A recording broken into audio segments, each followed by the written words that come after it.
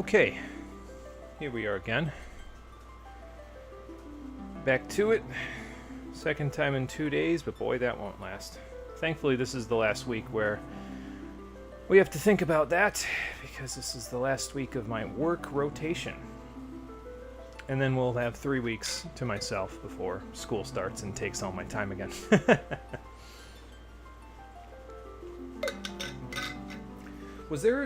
Did the second intro play?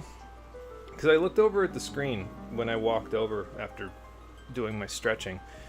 I think the second intro, which is technically the first intro because it's like a stylized version of the NES intro where they talked about the prophecy that the Gulgan had, was that playing there?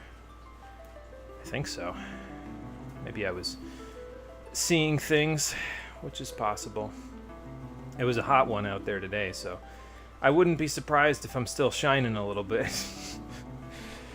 Oh, it did? Okay, that's what I thought. I was like, wait a minute, hang on. But I guess I took a little longer than usual to do my stretching. That's okay. So let's see who's here. So I see that Marie's here, Chris is here, and Triple Digits is here. Hello to everybody, welcome. How's everybody doing? Let's see what I missed chat-wise, besides, yes, that did. Let's see, Voice of the Punctual, here we go! Don't know what it is, this intro always gets to you in a good way. It's very, like, it just has this sweeping epic kind of feel to it, you know what I mean? Like you're about to go on a grand adventure, which is exactly the feeling you should have when an intro plays in a video game like this. It should really get you into the mood that the game wants to convey. I think this one does. Finally, let's get to the fantasy. Heroes appear at World's Edge. A human, a human, a human, and a human. Well, I don't know if that's better or worse than a robot adopted by Indiana Jones, a baby dragon, a mutant, and a human. But I guess, you know, we'll see how this game hashes out by comparison to that one, right? Am I going to make Final Fantasy mixes like Final Fantasy III main title mix? No, I am not. I haven't made a mix in... God, what's it been now? Like 9 years? Something like that. 8? No. It's been longer. It's probably been about 10 years. The last mix that I made was that one that I made of Collective Consciousness and Final Fantasy VII's Black Mage's version of its boss theme.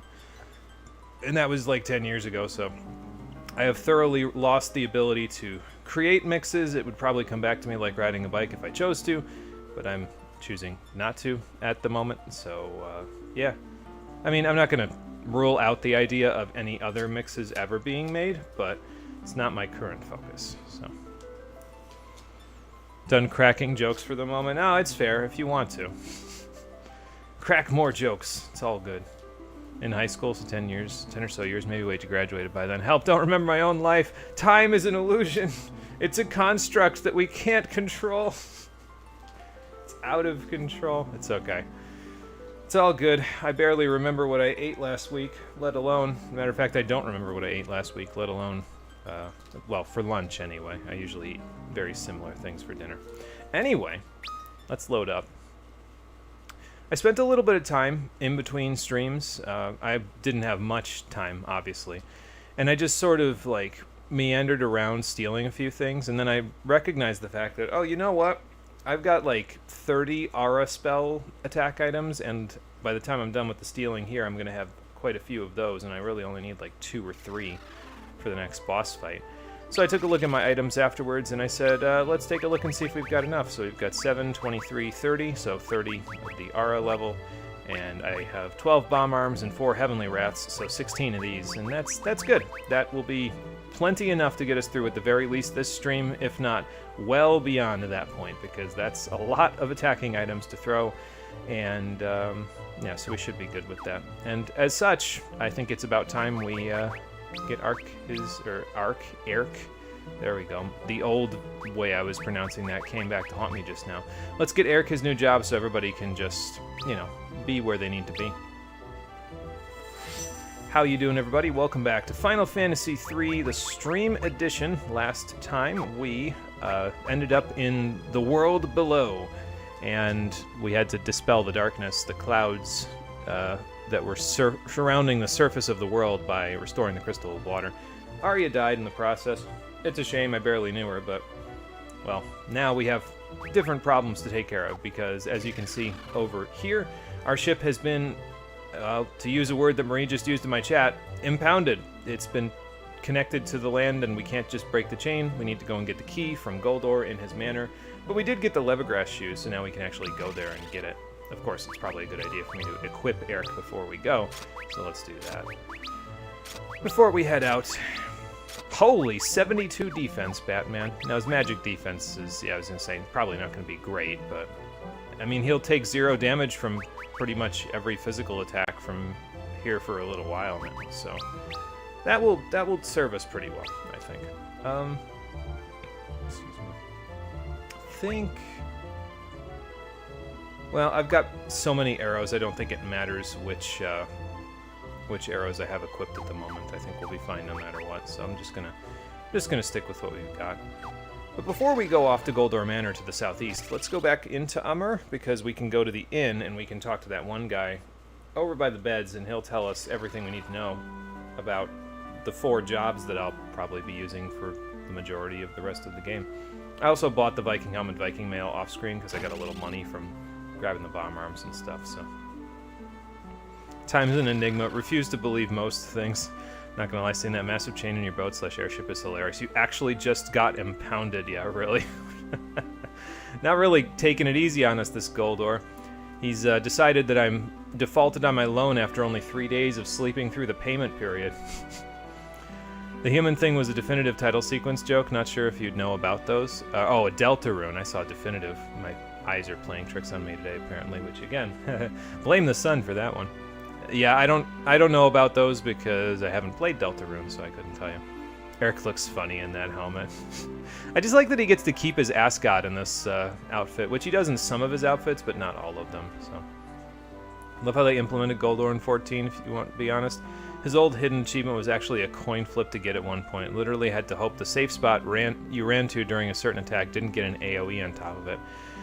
I'm trying to remember where you fought Goldor. Did you fight him in the Ancient's Maze? I don't remember him, if you did. Or did you fight him somewhere else? I don't remember. Maybe I didn't fight him because he was after I did this, so. Oh, in the Masked Carnival. Okay, that's where he was so... Apparently he was so forgettable I don't even remember where he was, so. A human, a monster, and a prince of the dark. Okay, that makes sense. Got it. But yeah, so we've seen the Ranger and the Scholar one already. I believe, anyway. I think I talked to this guy with them in that thing, so... I mean, it'll hurt, but only for if you don't have enough defense. It's not like with Warrior, where their advanced command continues to decrease their defense as it raises job level. That's a little silly, but that is how that works.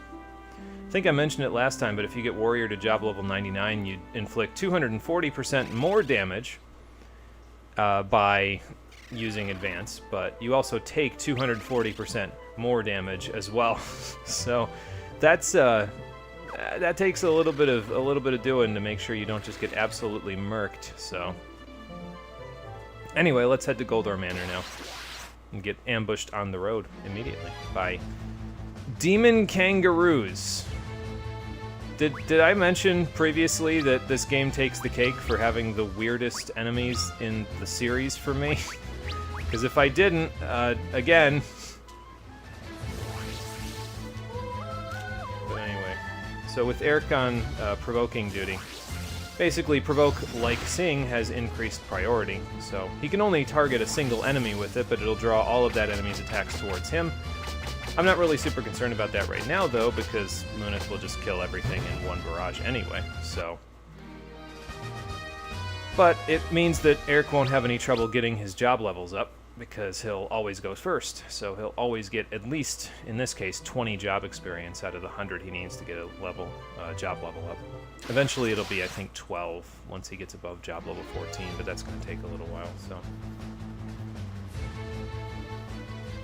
Oh, they're also called the Heroes of Light and Deltarune. Fun coincidence. Yeah, fair enough. Probably a little inspiration there, if I'm honest. Would play this again, but you have 2 other handhelds on PC to play. Yeah, your backlog is eternal. Yeah. Yeah. I get that. That's why I'm trying to cull mine down so much right now. by playing these games. So Helgaroo, wow, Satanism-fearing moms beware. Yeah, that's not something you typically see, just randomly chilling out in the wilderness. Not beating the kangaroo, FOE in Etrian Odyssey 4 is literally as tall as a skyscraper. There needs to be more kangaroos in video games, honestly. I feel like they're underrepresented as a species.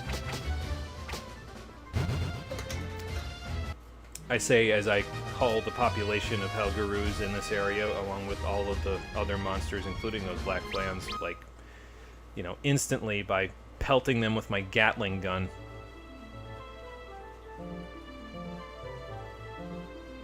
So anyway, this here ahead of us is the bottomless bog. And if we attempted to walk over it previously, we would have sank in and died. So, you know, not so good.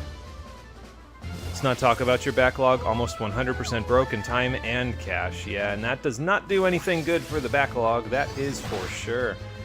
Not broken time, but definitely broken cash. All the extra this month goes towards things like a bookshelf and makeup. Yeah, it ends up just not really evening out at the end, but maybe eventually we'll have time.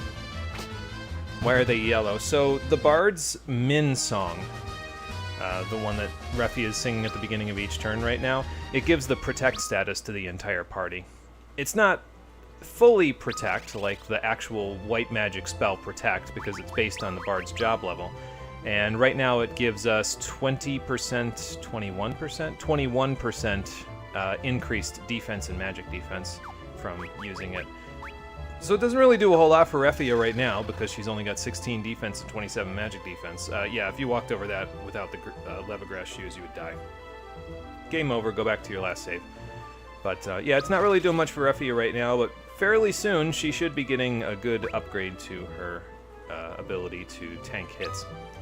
Not that I really want her tanking any hits, because I would prefer that Eric take all of the heat from every enemy, but unfortunately, this is not the Pixel Remaster, so he can't just draw the attacks of every enemy, but that's okay. Lunith should be able to kill them beforehand, so...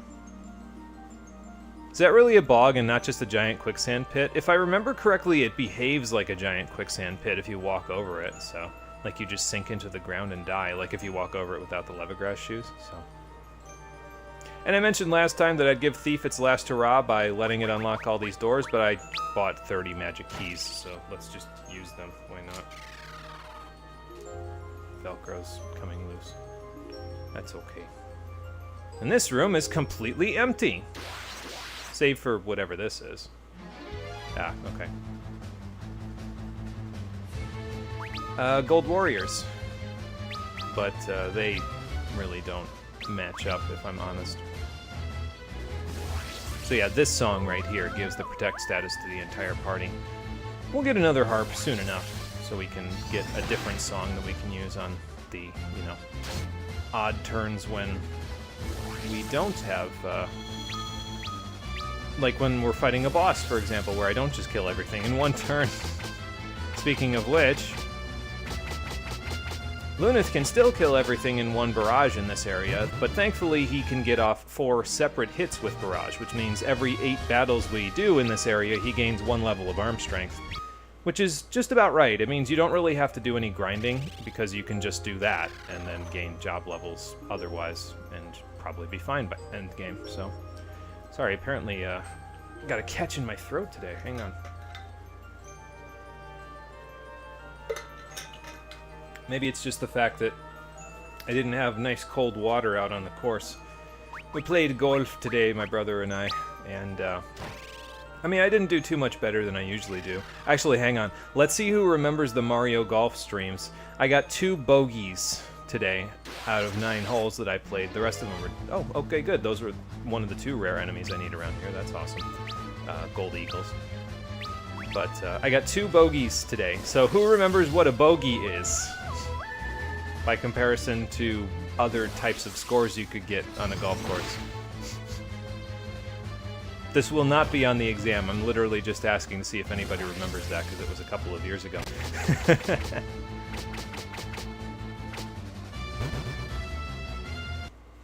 Don't get ADHD or depression, kids. It ruins your ability to comment, or commit to finishing things. Yeah, fair enough. God, we read an article for the class that I'm being an academic mentor for, and it talks about apparently there's these things, and this is how under a rock I am, literally. Like, I didn't know these existed. Apparently there's these things in California called influencer houses, and like high school dropouts go to them in order to become famous on TikTok, and then they burn out and don't become famous, and then they have to go back home with no money in their pockets. But apparently it's some weird real estate racket that weird people with way too much money on the East Coast just decided it would be a great idea to take advantage of vulnerable high school students. I don't know how to feel about that, other than, like, the world is going to hell, but there you go. Said it last part, say it again. Magic keys are much better not existing anymore. Yeah, I mean, it's one less inventory slot that I have to, you know, fill just by having it sit there. So, yeah, bogey was +1 over par. Marie remembers. Thank you, Marie. But yeah, that's correct. So par is the exact number of strokes to get from tee box to hole, and bogey is 1 stroke above that. So, oh, this place looks promising. It's not just a square box. And there's the other rare enemy in here. Okay, good. My luck is apparently pretty decent today. Apparently there's lost gold just decided to be possessed and float around, so. Yeah, ew is right, Chris. I don't know, like I said, I don't know how to feel about that other than the fact that the world might be going to hell. So. Is that the floating pizza? You could probably buy pizza pretty easily with this. Then it's like, first of all, this is target practice. Second of all, pizza time. Angus is going to look so strange without glasses pretty soon. Yeah, when I switch him back to White Mage, it's going to be a little weird getting used to him without glasses, you know? Like, what am I going to do without that? He has that adjusts glasses thing going on right now, and it'll be like I'm lost without it, you know?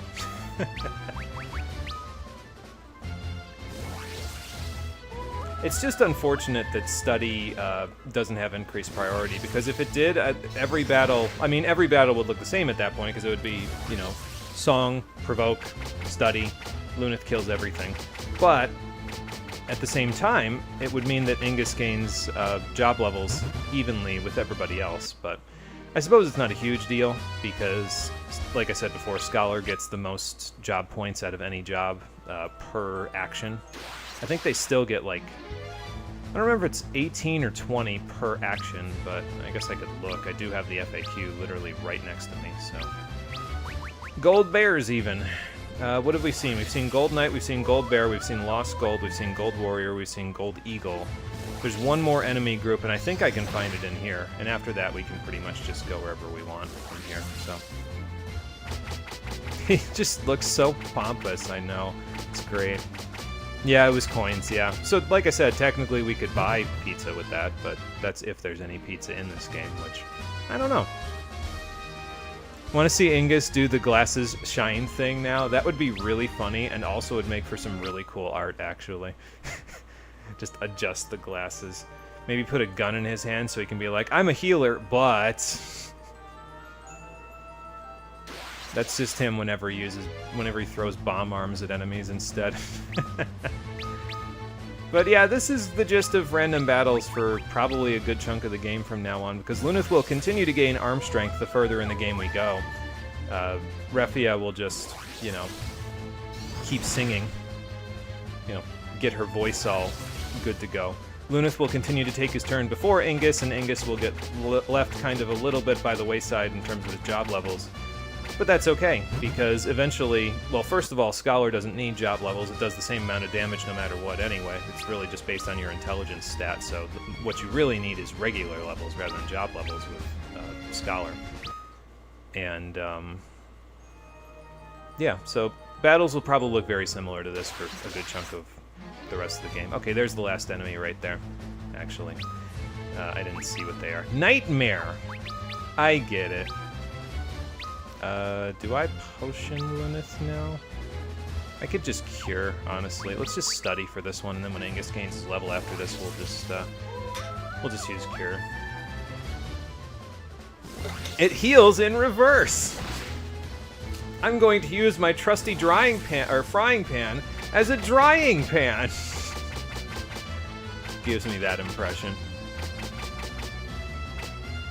Get the mare part, where's the night part? Maybe they're a nightmare to deal with? I don't know. I didn't let them do much, so I guess they're not a nightmare to deal with, huh? That line will live on forever. I can never, like... It just lives in my head rent-free, honestly. Like, I can never get rid of it. It's gonna be there for all of time. I'm surprised that Eric got less vitality than Luneth in that level. Usually, once you get Viking, it pretty much just starts to skyrocket vitality-wise for a while. Oh, I looked it up, actually. I forgot to mention this, I think, previously. If you are minied, if you're toted, or if you're in job adjustment, the lowering of stats does not affect the HP gain that you get at each level. So, like, if I'm minied and I gain a level, I'll still get HP based on my actual vitality stat, rather than based on the mini vitality stat. So, many things live in your head rent-free. Unlike you, it might be because of trauma. Oh, God. Yeah, those are the bad things that live there rent-free. Those are the things you go to therapy for when they live there rent-free. Ooh, treasure trove. Golden sword. Golden sword. Golden sword. You get the idea. We have to go all the way to the end to get anything different. Luneth, leave some for everyone else. Everyone else is a support bot. This just reminds me of that one video that Super Pika did where he just had a berserker and 3 support jobs in Final Fantasy V. And he just had the berserker annihilate everything because he had like a chemist, a white mage, and what was the third support? I think a bard, actually. So it turns out, in some of the Final Fantasy games where bard is present, usually in the ones where you can switch to it as a job, bard is pretty good.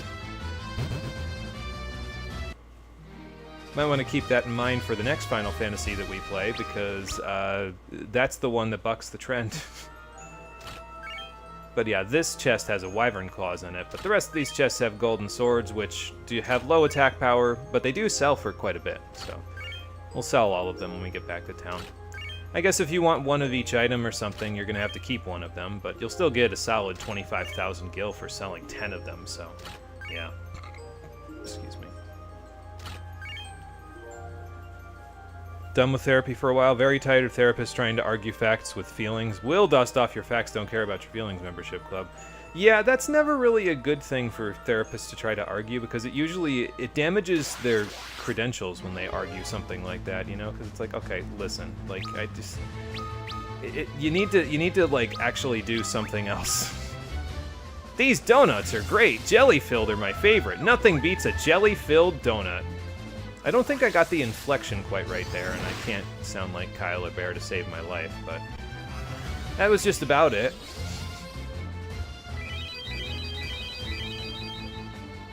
Get the feeling they switched that because they were afraid of saying rice balls because all the kids would hear is balls. Which, to be fair, my brain is 12 years old permanently, and I still get a little chuckle out of just thinking about the word balls, so... In that context, absolutely. To be honest, jelly-filled onigiri does sound good. I wonder how that would taste, honestly. Like, and you know, in my head, like as a kid, thinking about the jelly donuts, it didn't even occur to me that they could be rice balls because, like, my head just said, "Oh, that's just shaved coconut on those." I don't think I knew what the little black patch was. That's of course seaweed. So, Refia, are you gonna be okay? Ow. Oh no, my DPS is gone. Maybe I should have kept Thief for a minute so I could run away. Well, we could do that and that. Actually, Eric, you have 0 attack power. Why don't you just punch Luneth in the face and wake him up? So... Yeah, that's where the name comes from, because their physical attack can put you to sleep, apparently. Guess it makes sense now. I guess I'll just Zeus's Wrath this one and hope that it kills it while I punch Luneth and get him awake. I hope this doesn't do, like, massive damage to him, because Eric has 0 attack as it is, but, hey, it might still deal damage. Because he's got so many levels worth of physical attacks. Ow. Okay, that works. What happened? I'm awake! Well, you're supposed to be murdering all the enemies for me. Oh, yeah, you know, I took a quick snooze.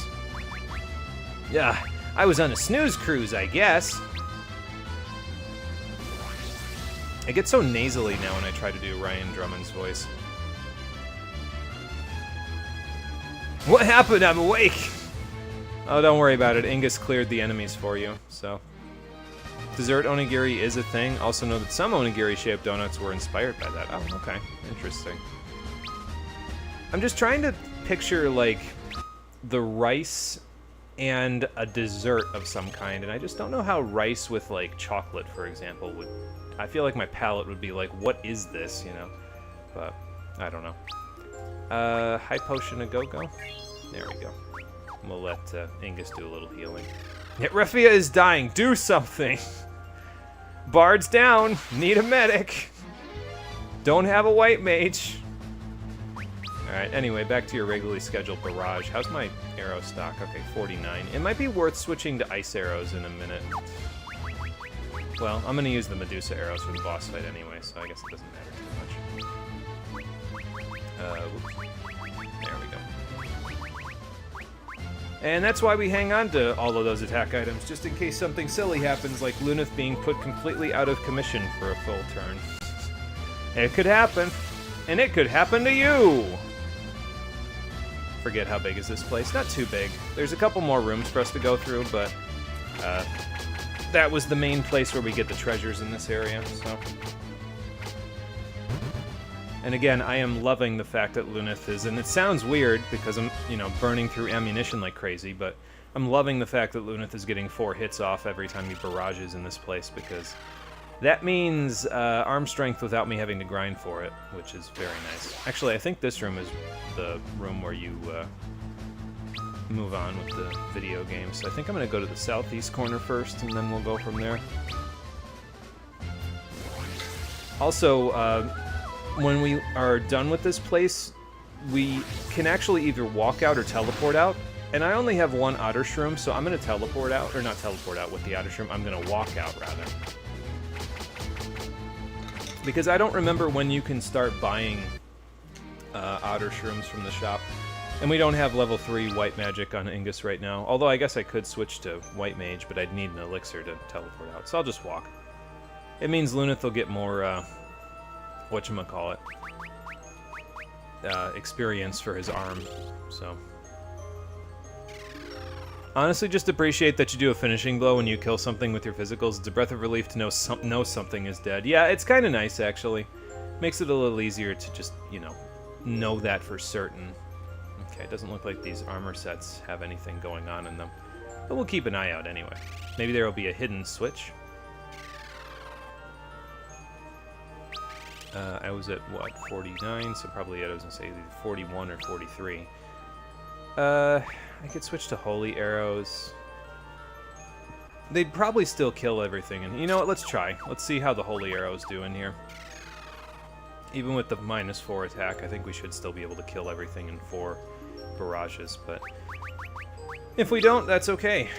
It just means we'll get rid of the holy arrows. Any hidden switches in this one? No, but as it turns out, he just left the door open for you.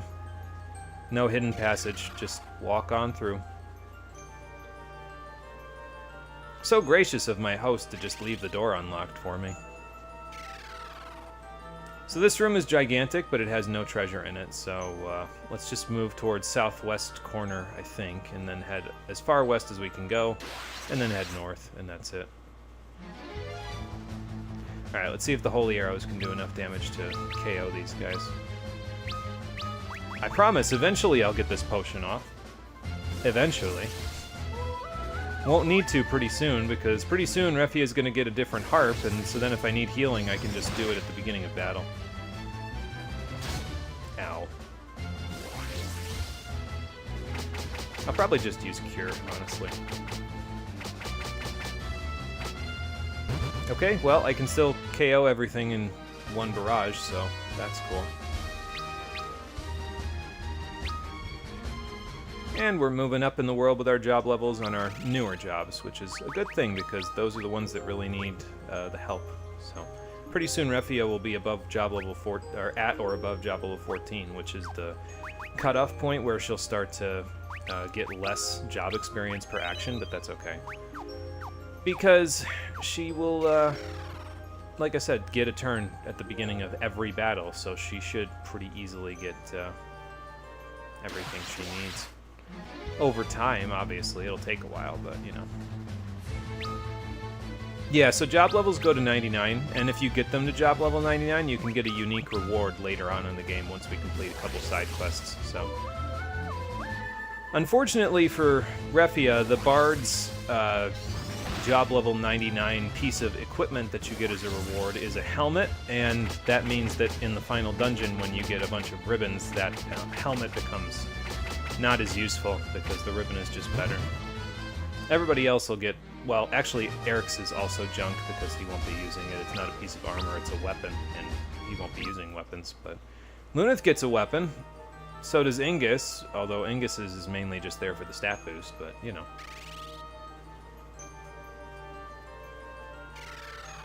Oh, the room's starting to get symmetrical. You know what that means. Well, it looks like we're all ahead full, actually, at the moment, which is kind of nice because, again, we've just killed everything so quickly that it hasn't really mattered how much stuff tries to kill us, you know. Also worked out pretty nicely that we only used 4 Medusa arrows on Hein, because it means we'll have 8 for this boss and 8 for the next one, and that should be enough, so.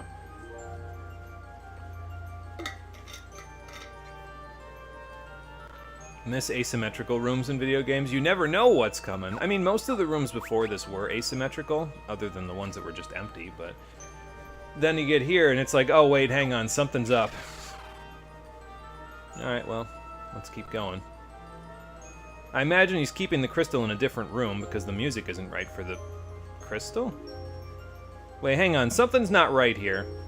Normally, when we have the crystal in the same room as us, you hear that dunga dunga dunga dunga dunga, that music that I can't keep going with, but apparently the crystal's in this room and the music's not. Yeah, something's up here.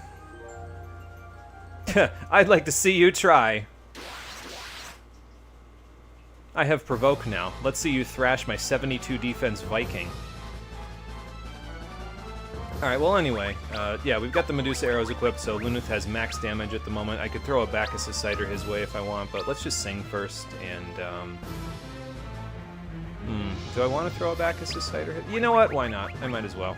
It actually, if I remember correctly, it should affect not only just him going first more often, but also, it should affect the damage he gets out of Barrage from doing this too, so guess we'll find out, won't we? Exactly, kind of like it when you don't know what's coming. Yeah, that's nice, because then it's, you know, all of a sudden you just run into something, you're like, ah, crap! I didn't expect that! Yeah, that's what I thought. Oh, that's funny. That tickles! I didn't get the haste off quickly, but that's okay.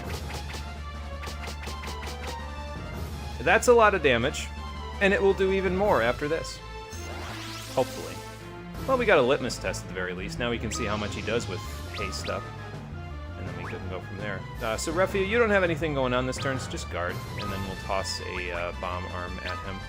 It should still deal pretty good damage, even though he's mostly resistant to magic. He's like an opposite of Hein, basically.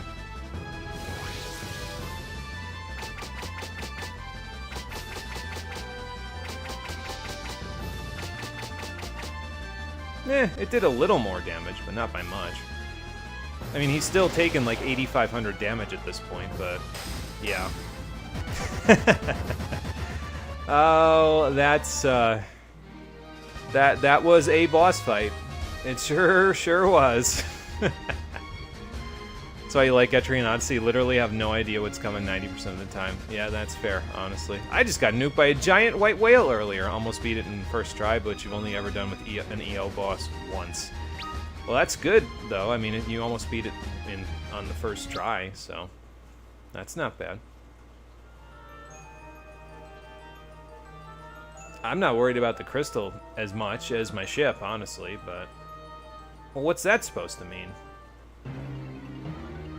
Guys, shouldn't we be stopping him?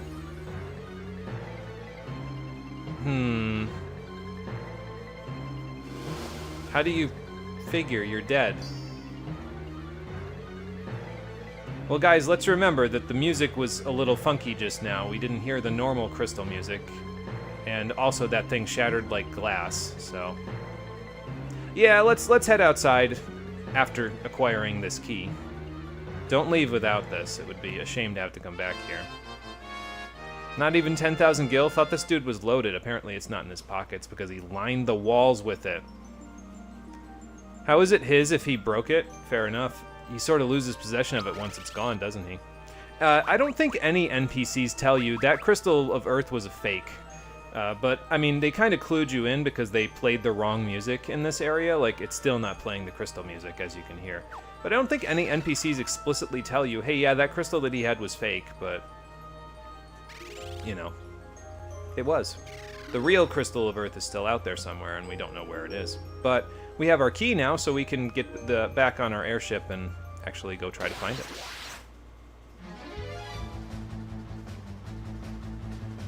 Now, actually, it's surprising. I just noticed how much vitality, or rather how much HP Refia got from her last level up, because she has almost as much HP as Eric, and he's on the tank class, which is crazy.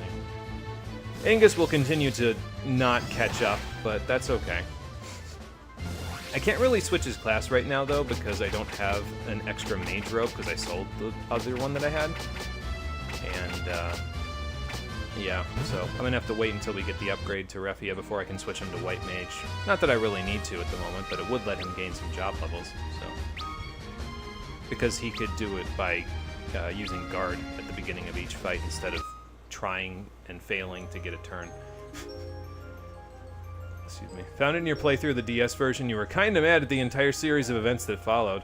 Wait, shouldn't you swap off the Medusa arrows, or did you miss that? You're correct, I did not swap off of them. That's okay, though. We shouldn't need them for much of anything else, but yeah, good catch. I would have definitely wasted all of them if you had not said something. That's okay. It's nice to have the Medusa arrows for the next fight, but we won't need them, or rather, I should say it this way. We won't need all of them. Having 4 of them means that the first barrage will do very good damage. The second barrage, not so much, but by that point, the guy should be just about dead, so... But yeah, good catch. I didn't even think about that. Okay, so that, and then... I guess I didn't cast the Cure outside of battle, but I should have. That's okay. Gives Ingus something to do. We gained quite a bit of HP from that level up, though, it looks like.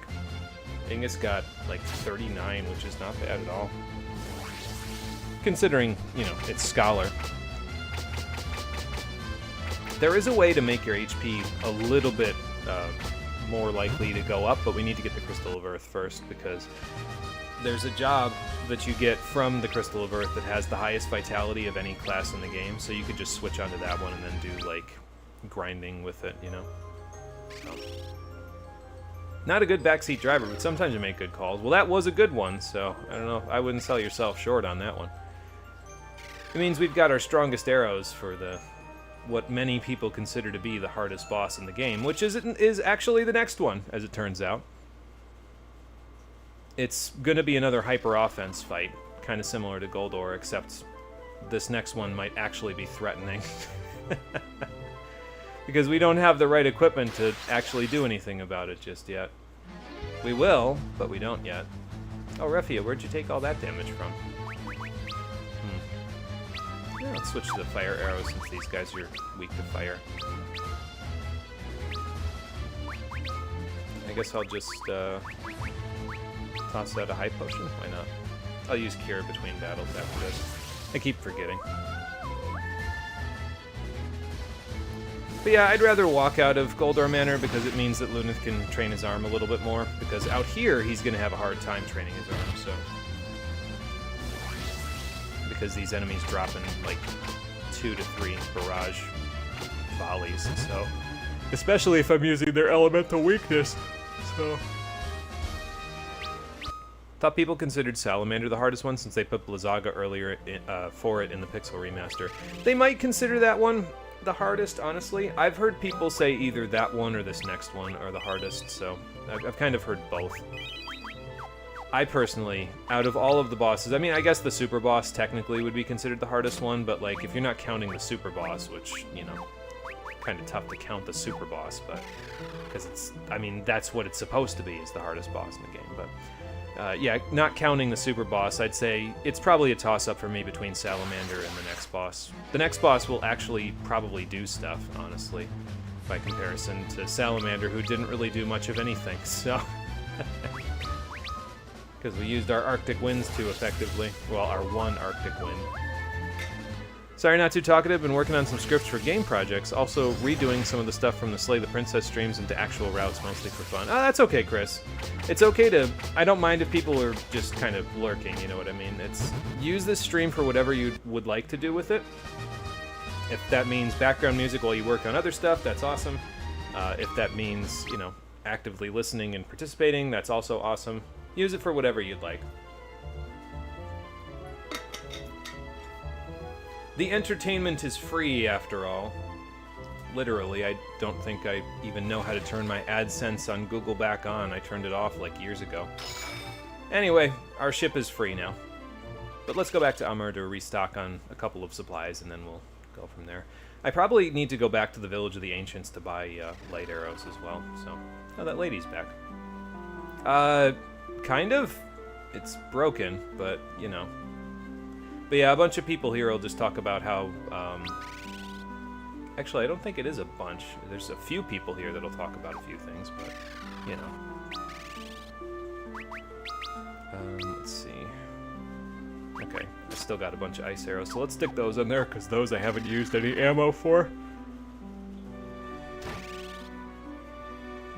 Yeah, it's a super boss, you can't count it. Yeah, I know. That's why I figured. That's what I figured. So, let's see. So that would put me at 88, 98, 97, 96. Okay, I did my math right. Good. This is just 7. Perfect. So that evens those out. Let's go grab a couple of supplies from the shop, the item shop, and there we go. Have to have music while you work. Working in silence is cruel and unusual torture on your eyes. May it please you to know that the tower stuff is currently labeled "Oh, choke me, mommy." You'll probably never hear me say that again, and that can probably be taken out of context, but, you know, there you go. That's funny, though. That's goofy. Even. Okay, don't need those, just need the one of those. We only used one healing item in that whole area. That's... This job combination might be a little silly. It might be a little too strong. Nope, click goes the clip function. Hey, like I said, the entertainment is free. If that's part of the entertainment for you, then clip it. Okay, keep the bow. Only 4 Medusa arrows, but we'll get 20 more in the next area of the next story area, I should say, that we go to. So I'm not really super concerned. Books. Oh yeah, I got to sell all these golden swords. A cool 27,500 gil for that. That's not bad. And I can sell these wyvern claws. If you're using a monk, though, don't sell these. They deal wind damage, and that's actually effective against the next boss. So, yeah, don't sell those if you're using a monk. It's pretty good stuff. So, I'm going to sell these 2 boomerangs, though, because if I switch back to Thief to steal anything, I won't need to actually, like, damage enemies because we have Barrage. So, we'll just do that. I will keep the armor, though, because then Thief won't be a wet paper bag when Eric's trying to steal stuff, so, yeah. As you can see, this shop doesn't sell mallets, so we're gonna need to go, find a place that sells mallets, like in Village of the Ancients. Just kidding, you don't even use clips? Ah, it's okay.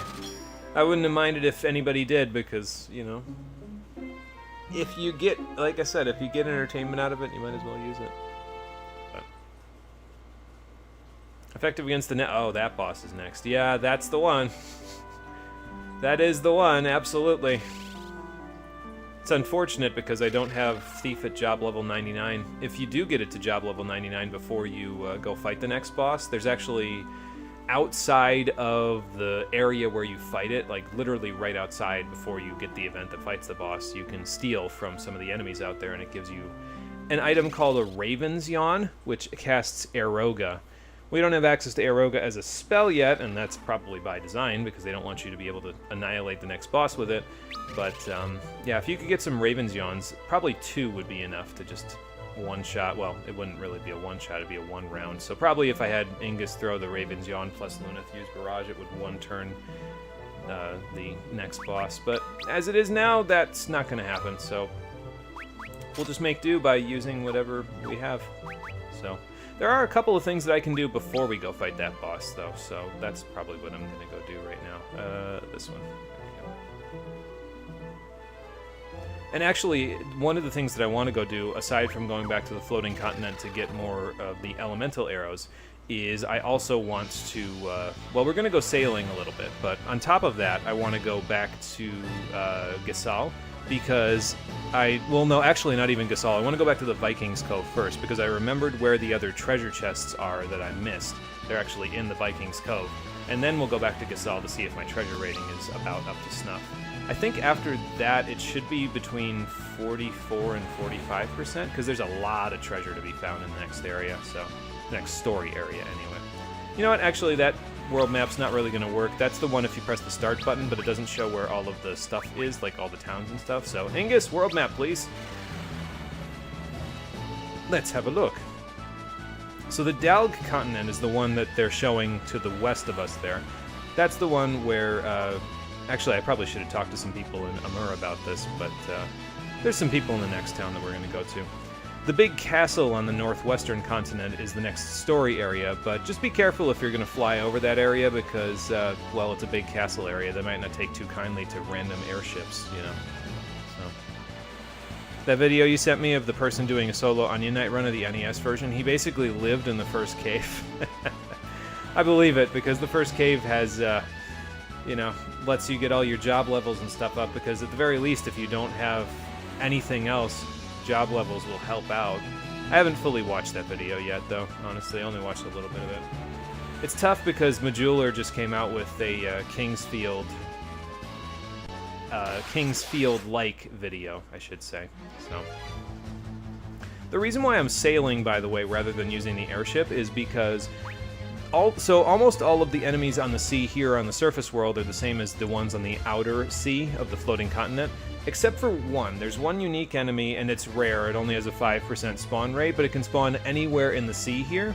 And also, it's missable, because if you go to the next area without finding it, you can never find it again. So, yeah, make sure you find it before you go to the next area. Next story area, I should say. But let's poke these mermaids, and then we'll go from there. I'm going to sail to the island in the middle of the ocean first, because as it turns out, that town, Duster is the name of the town, is the place with all of the goods that I actually want. So, it's got all the equipment upgrades that I want, so. Clap!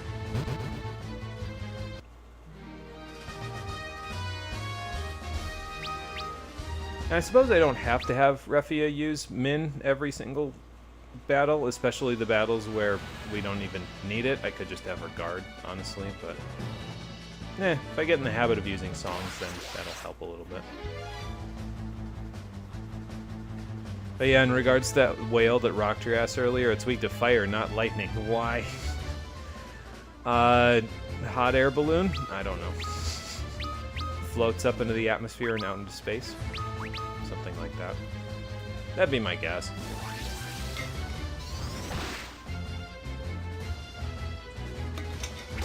Did I talk about Provoke's hit chance? I don't know if I talked about Provoke's hit chance when we talked about Provoke before. So, it has a 50% hit rate currently, and every 20 job levels, I think it's about 20 job levels if I remember right, it'll increase by 10%. So, like, once we get Eric up to job level 21, it'll be 60% success rate, and then eventually it'll go all the way up to 100% once he gets to job level 99, so...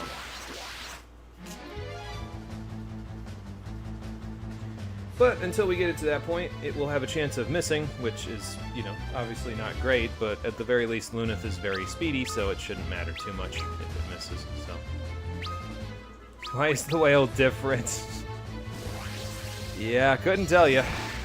That's an Etrian Odyssey thing, and The only thing I know about the Etrian Odyssey series is whatever you've told me, and then whatever gameplay footage I've seen of Omega playing Persona Q, because I think those games are very similar, if I remember correctly, to the Etrian Odyssey games. Probably in the same engine, actually. But yeah, I'm not going to skip these battles on the sea, because they are a good opportunity for Eric and Ruffia to just build up their job levels, so might as well do them, you know. Not really getting any, whatchamacallit for Luneth, but... So this is not the unique enemy, but it shares the same model. It's just a palette swap of this enemy. So this is the Sea Serpent, which is not the one we're looking for, but there is one similar to this that is the one we're looking for, so... Persona Q is literally just Etrian Odyssey 4 skinned over with Persona stuff. It even has the burst gauge in the form of spotlight skills. Oh, okay, gotcha. Yeah, I didn't know that. Oh wow, that didn't KO. I figured it would. Nope. Nope. Don't think so. Try again. You don't need to sing. You only got one song at the moment. A bard with one song is no bard at all. That's why we're going to fix that soon enough.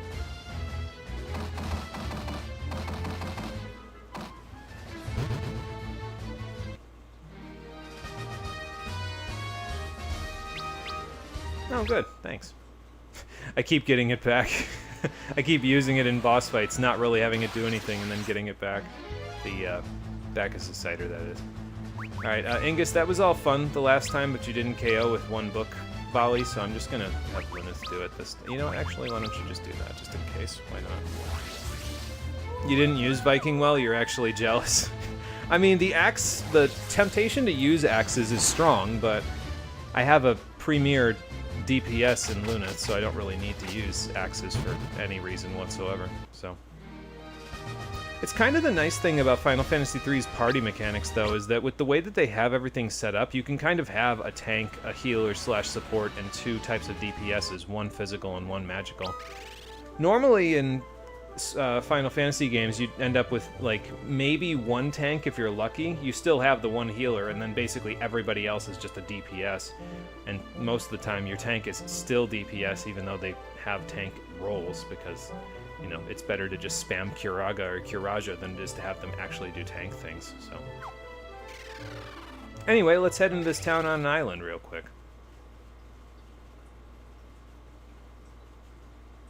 And as I said before, it's the town of Duster. We'll talk about who lives here in just a moment, but first, I think let's stop at the inn real quick, see if there's anything to buy. Probably not much. Yeah, not much. It's okay, I can hold on to my money for a little bit because I'm going to need it for all the stuff that I need to buy. 320 gil? I probably barely even needed to do that, honestly. Probably just wasted my money. That's okay, we'll get more. Even in 5, because the advanced jobs are busted. Finisher and Blade Blitz are dumb, yeah, and...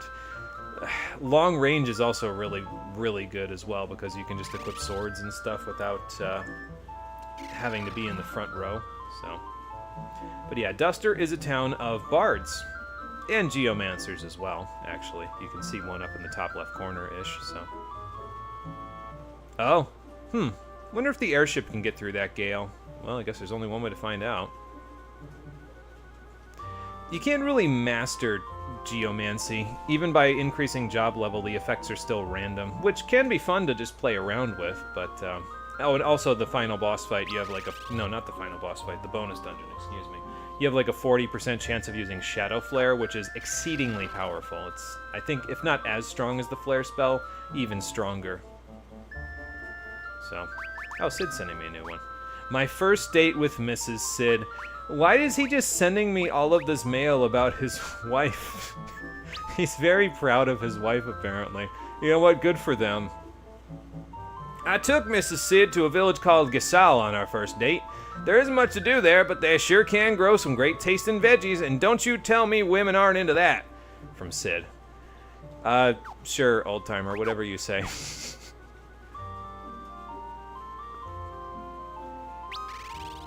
Everything is back row okay, baby. Sorry, watch a lot of Backlog Buster. I haven't watched him in a while. Is he still doing Final Fantasy V challenges, or did he actually finish those up finally? I don't remember. I've just been watching Super Pika's stuff instead recently, instead of watching Backlog Buster. I don't know why. I think I just stopped getting it in my recommendations, and so I just didn't look.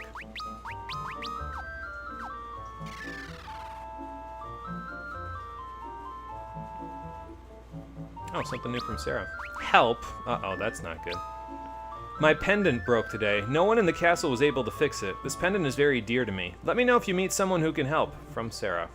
Okay, well, now we gotta look for somebody who can fix a pendant. Where am I gonna find a goldsmith in this world? No, we'll keep an eye out. Maybe they'll show up later.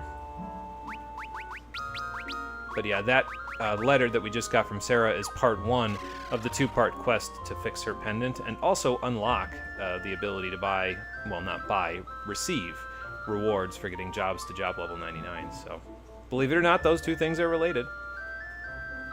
Oh, the fastest airship known to man, huh? I mean, I've already got a pretty good airship. I don't know if I'd want to take theirs. He was done, then he decided to cheat, and he's doing the advanced jobs now. The incredible way of retelling a story of 26 times. Yeah, that'll do it, yeah.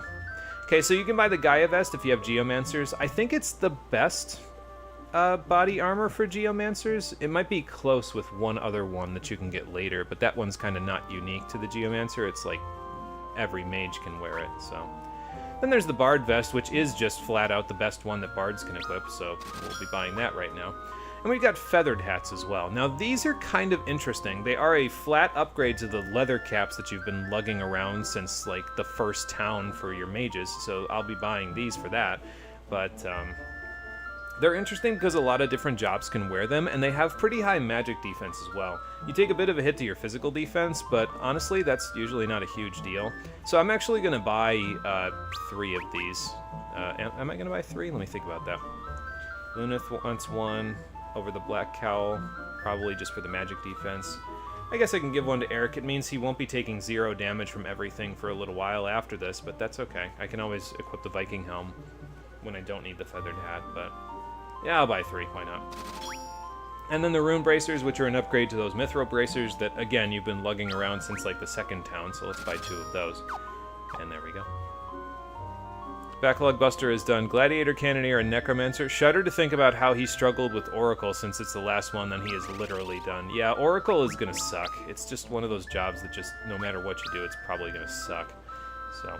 yeah, this will drop Lunith's physical defense, but that's okay. He doesn't really need physical defense if Eric has Provoke. And despite this dropping Eric's physical defense, it'll increase his magic defense a little bit, which is actually something that I want for him, so there you go. But yeah, as you can see, Bard Vest just a little bit better, and I mean, now Refia has 53 defense, which is only slightly less, well, 10 less than Eric has with the feathered hat, so... Ingus is still going to be kicking around with this stuff, but at least he gets a little bit of an upgrade in the form of the rune bracers. Scholar Hat and Scholar Robe are just better than the feathered cap by a little bit. So, but yeah, 43-35 for Lunith. We want to raise our magic defense as much as we can, although I think the next area, the boss of the next area, it's not really going to matter too much because he can probably still just 2-shot my party with his magic attack, no matter what my magic defense is. Well, no, that's not true, actually. He can probably 2-shot Lunith and Eric, but probably not Refia and Ingus because their magic defense is in the 50s. Holy cow. That's a lot of magic defense. Alright, well, anyway. Better than 4 white mages against Byblos, who counters with Protect, and all you have are flails, which miss, like, half the time. Yeah, that probably wasn't a whole lot of fun. Anyway, they sell diamond bells here, so you can add 1 to the one you probably already have for your Geomancer if you want. They also sell all the harps that are available at this point in the game, which is all but 1 of them. The other one is available in the bonus area. So we already have the Madura harp. We can buy the Loki harp, which casts haste on your entire party when you use it, when you sing with it equipped.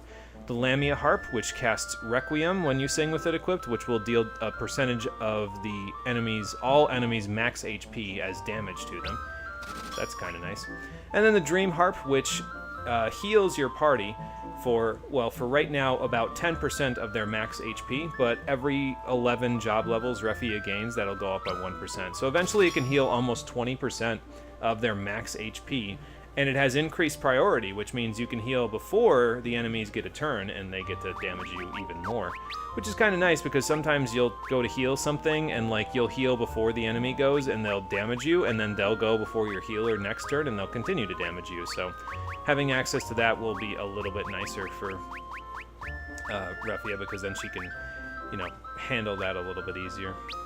I don't need that anymore. Hold on to that. Don't need these anymore. And I'm holding on to these for when I don't need the feathered hats, which, trying to think if I want the second black cowl. Like, I want one to hold on to for, whatchamacallit, for thief, but I guess I could sell both of them, even though they're better on the defense, because I could have them, I could have Eric even equip the feathered hat, I think, as a thief, so... you know what I'll do is I'll sell one of them, because I'm going to have Lunith on the feathered hat for until he gets a better piece of headgear. The black cowl is a good piece, but it doesn't have as much magic defense, so... And really, magic defense is the main thing, now that Eric is, going to be, hopefully, tanking all of the hits for us. It'll be better for that. Or rather, I should prioritize magic defense over physical defense for everybody else now. Let's see. Okay, we're fine. I'll hold on to that mage robe as well, because if I switch Ingus over to white mage, he's going to want to have it, because it'll... I don't think he can equip anything else right now. So he can probably switch between the two jobs with 0 adjustment now, though, so that's kind of nice. I think that's everything I want from Duster. There's no treasures or anything in here as well, but we can always go chat with the people around town, because, as I said before, there's bards and geomancers all over the place, so... And they'll tell you about their jobs and everything else, so... I already talked to you, but I think I glossed over this. Yeah, so apparently the Saronia Kingdom... all the people in Amur's tavern tell you to go to Saronia as well, basically. But, that fastest airship known to man thing is interesting, because maybe they can upgrade my ship to be a little faster.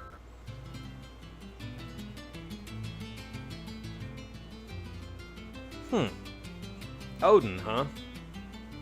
Interesting. I wonder where he sealed himself. Well, maybe we'll find out later.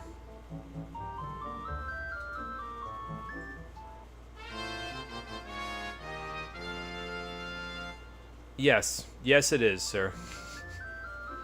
But yeah, the bards will all play songs for you to talk about stuff while you're here. I guess it's one song, really, isn't it?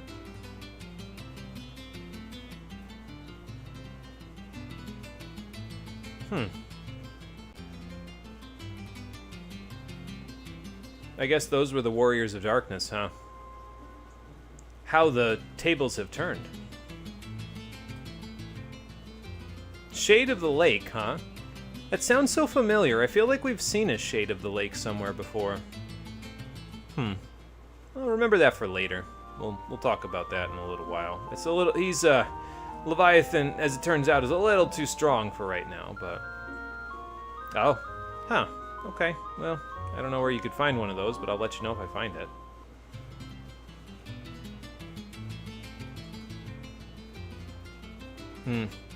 Well, we already know where Bahamut is. He's on the that north mountain, but...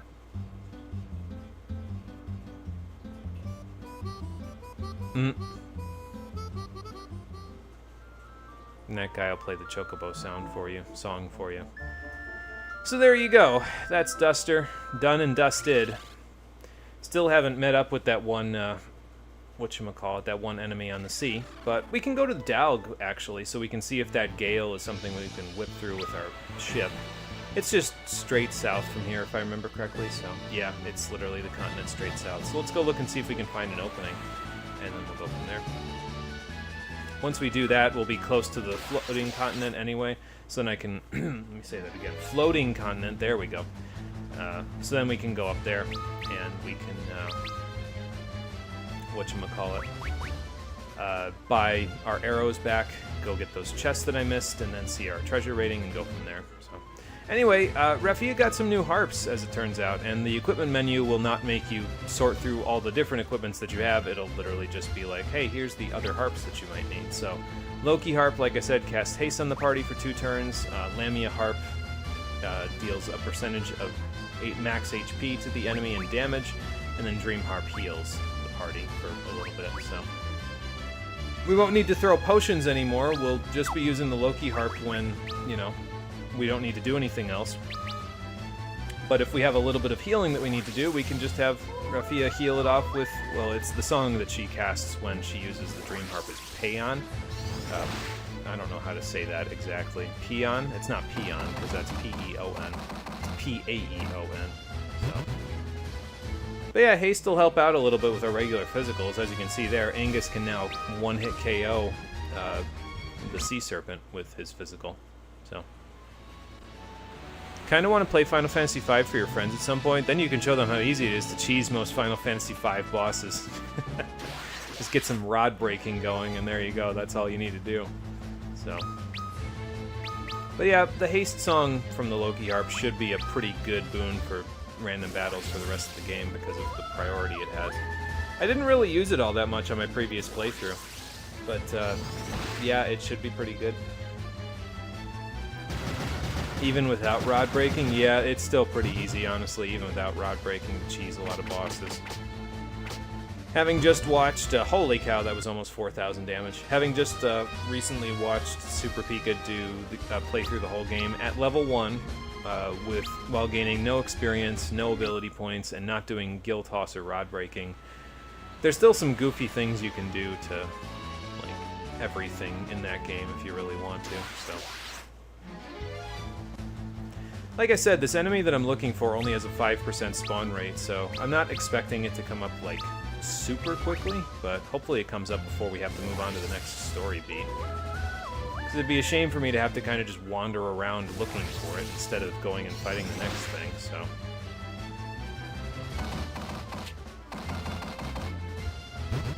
I feel like Angus is going to throw his arm out at some point while he's whipping those books at the enemy with the way he's flailing his arms around. Like, you can catch a page 32 as a Beastmaster and just banish Byblos because it doesn't have the damn heavy flag. Yeah, it's page 32, it has banish, yeah. I know about that one. That's really goofy. But hey, it works. They just let you do so much silly stuff in Final Fantasy V with all the job mechanics.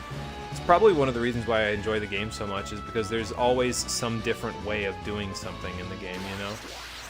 You're never limited to certain jobs just because of a certain, like, boss having certain mechanics. It's like, hey, there's multiple ways to handle this, go nuts.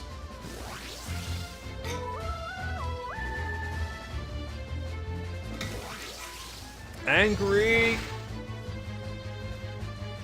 Apparently orange/red makes everyone in the party angry, and also beat things up faster. I do like how it's making Angus, like, actually get his turn before Lunith a little bit more often, because that means that, again, he'll just be able to, like, gain job levels on Scholar, which is kind of nice.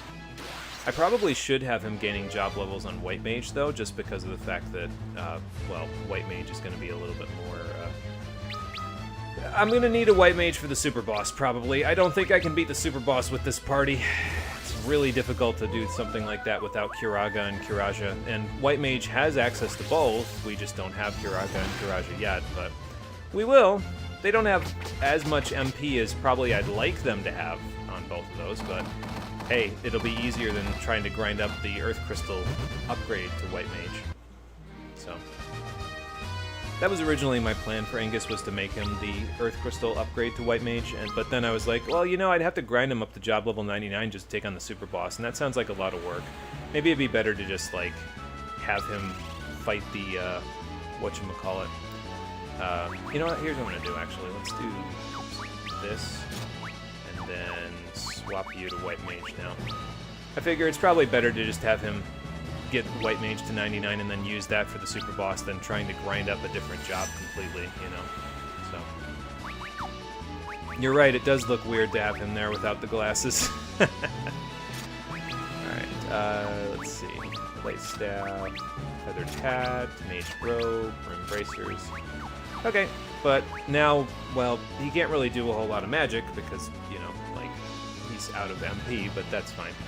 It'll let him guard, and then Lunith can just keep barraging to get half a barrage off each battle. Most recent run of 5, you were farming for the Tinkerbell, and you were trying to speed kill Twintania. Did you mention that you had two-handed on Bartz and was hitting the damage limit with Excalibur? I believe it, honestly. Like, two-handed is one of those abilities that's kind of slept on. I think most people sleep on it just because of the fact that other abilities like Rapid Fire become so prevalent in the endgame, but two-handed is still pretty strong, so...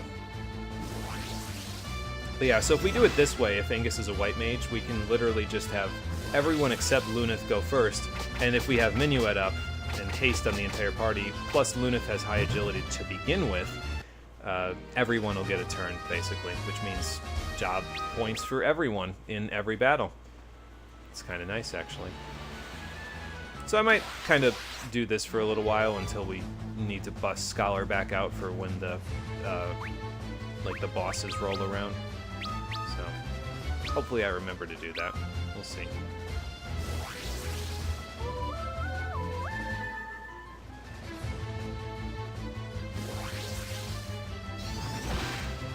We will need to get Ingus over on Scholar, though, for the next boss fight, though, because it's just... I mean, I could leave him on White Mage and try to do the boss fight, but him healing, it's just not really going to make enough of a difference, I don't think. Well, maybe it will, because Lunith can do some pretty good damage in that fight, but... Oh, there's an opening. Okay, let's see if we can go inside the Dal Continent with our fancy airship. Whoa! No. The answer to that question is no, because there's a gale force wind blowing through this valley that prevents my airship from passing. So we're going to need to do something about that, but we don't have the tools just yet in order to do something about that, so... Let me make sure I'm going the right way to get to the floating continent. Yeah, I'm just about in line with it. Go a little this way, and then we should be good. I also like, and I think it's because the floating continent is shrunk down here, but just like, that's the world map that we were on not too long ago, and just think about the sprawl. Like Lunith said, this world is sprawling. Like, think about how big this world has to be for the floating continent to look like that, you know? So, but if I remember correctly, you can fly into the floating continent from different directions, and it'll spawn you in different spots. Is that correct? Yes, it will, because as you can see, we just spawned fairly close to the Village of the Ancients on the west side, I think. Actually, it's probably up here. No, because that's... so that's where you are, huh? Shade of the Lake, yeah. So that's where Leviathan is. Unfortunately, we can't do anything about that just yet, but pretty soon we'll have the ability to do something about it. Alright, so... Operation Buy Arrows is a go-go. We'll be coming back to the Village of the Ancients quite often to buy arrows, actually, because as it turns out, specifically light arrows are very good against a lot of enemies later on, or at least a lot of enemies that would give you trouble otherwise, so... So we'll be coming back here every so often to buy some more arrows. We'll top off on a bunch of them, including wooden arrows, so that way if I want to train on something, I can do that, so... Let's see. That would get me to 92. 3, 4, 5, 6. Okay, there we go. Don't have a ton of money left, but that's okay. There's another village that we can go visit that I probably will go visit called Repleto, up in the northwest corner on the northwest continent. There's summon magic that you can buy there, but we probably won't have enough money to buy all of the summon magic from up there, because I need about 28,000 gil to do that, and I don't think I'll have enough money. I could sell a few things, I guess, but... There we go. Most of the things I have I kind of want to keep. Should I go to the inn? No, I don't think so. I think it's probably better to just go, Let's see. I could go to Canaan to restock on iron arrows. I could go to to get wooden arrows. Anything else I need? The holy arrows I'm good on. Leave those on for a second, actually. So.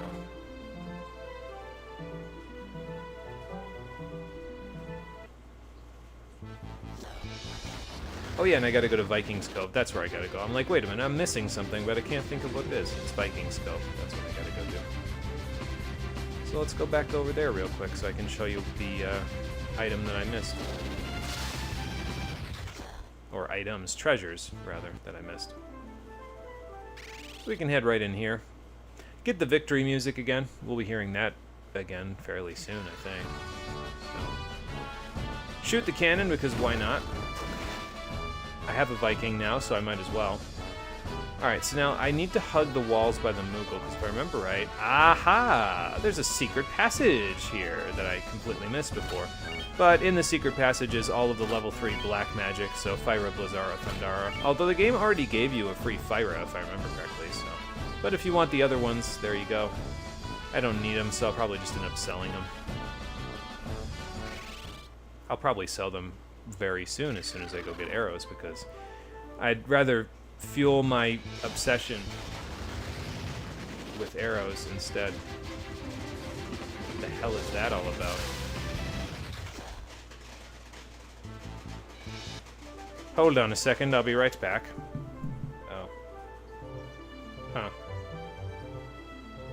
It was my air conditioner making noise. I don't know what that was all about, but... Okay. Might have been raining for like 5 seconds or something. I don't know. Let's see. Weapon shop, that's what I'm looking for. Yeah, sorry, that threw me for a little bit of a loop there. I didn't really know what to do.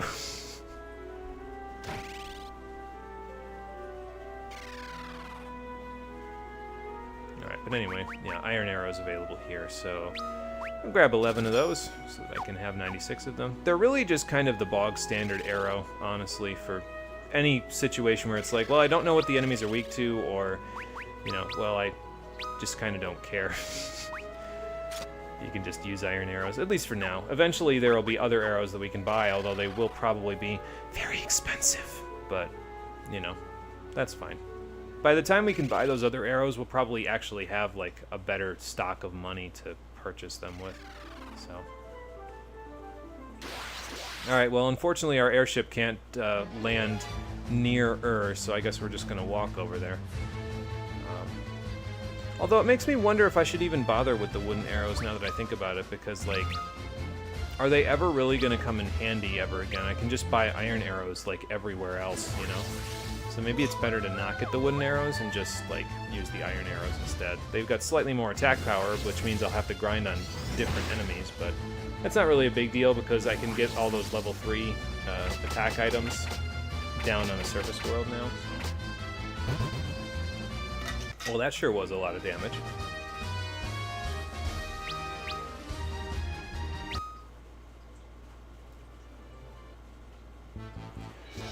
Okay, so I guess we won't go buy wooden arrows. We'll just stick with the ones that we have. And let's head over to Gasol and see what our treasure rating is, shall we? I think I should be, yeah, I was gonna say, should be able to get around the mountains this way. There we go. There's quite a lot of treasures to pick up in the next area, though, so probably we won't be... I think if I remember correctly, if you pick up all the treasures in the next area before you go to the place where the next boss is, you end up with a 50% treasure rating, I think, if I remember correctly, so... Am I in the right building? No. I got to go to the inn, I think, in order to find what I'm looking for, so let's go do that. That's not the inn. That's not the inn either. There it is.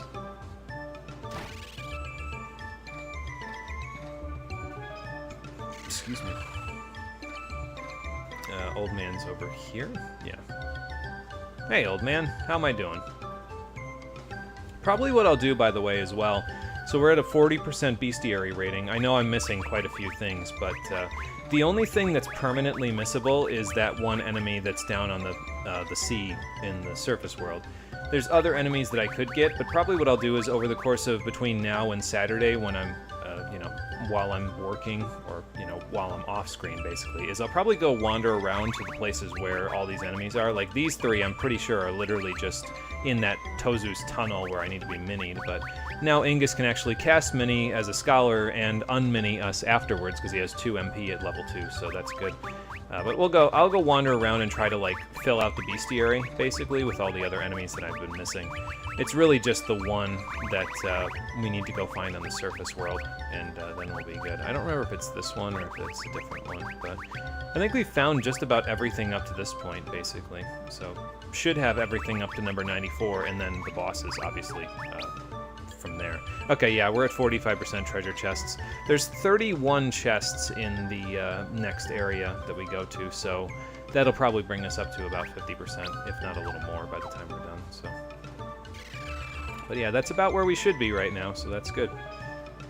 And I think, again, the only things that we have done so far that could be permanently missable are anything in Castle Hein, for one, and then now the one enemy that's down on the surface world on the sea. So we'll go see if we can find it. We'll sail from the floating continent over to Repleto, and then from Repleto we'll go over to the next story beat, I guess, if I can, you know, find the sea dragon without too much trouble. That's the name of the enemy I'm looking for, sea dragon.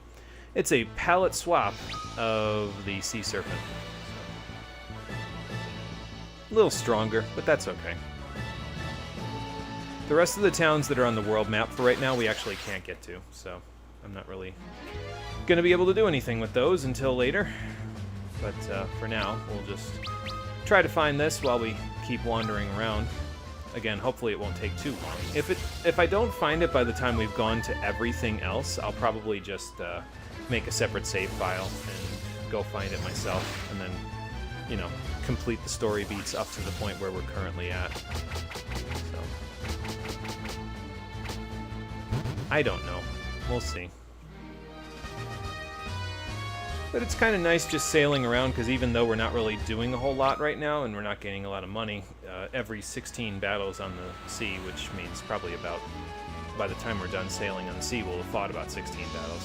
But every 16 battles, Luneth is going to get arm strength again, because he's doing 2 barrages per fight, so that's nice. And everybody else can just sing, guard, and provoke, and get their job levels some experience as well.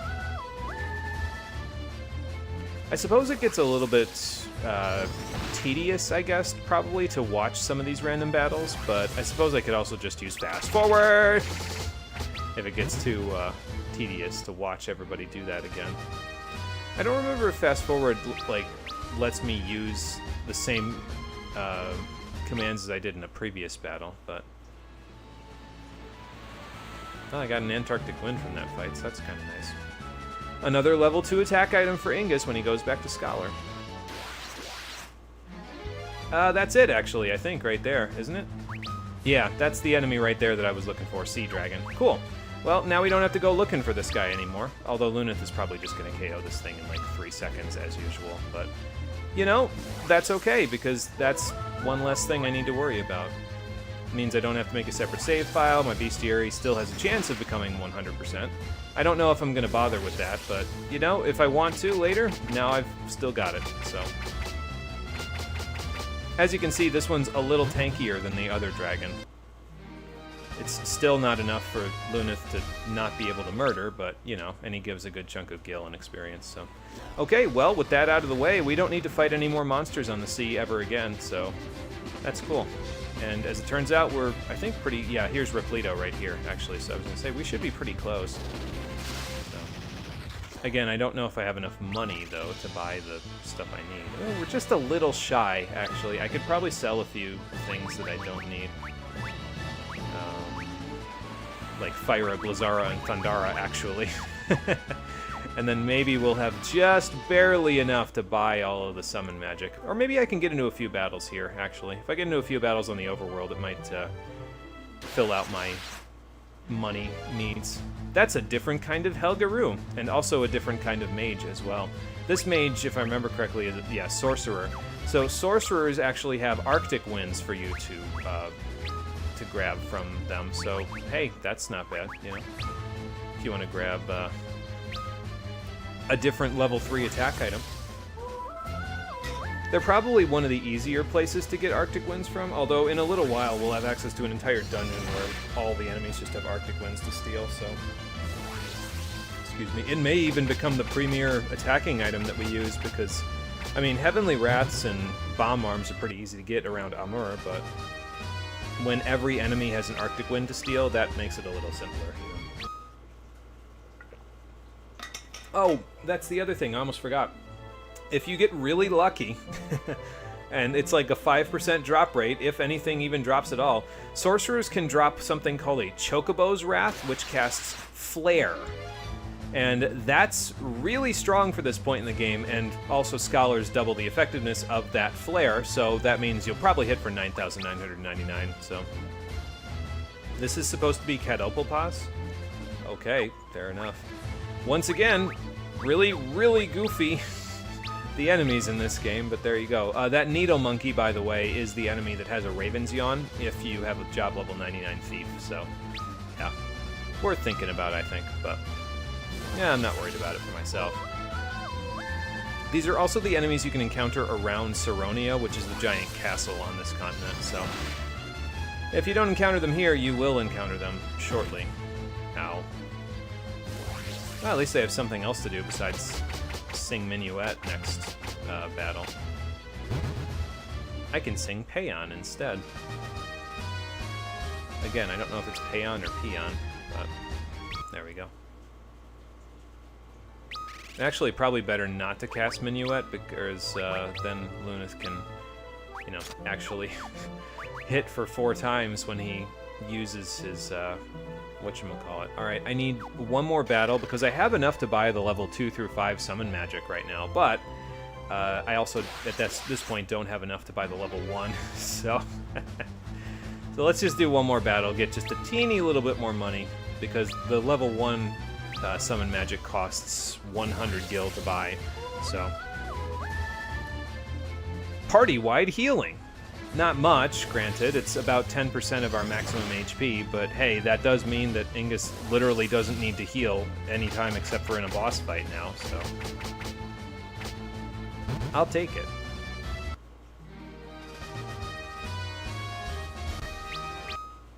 Alright, cool.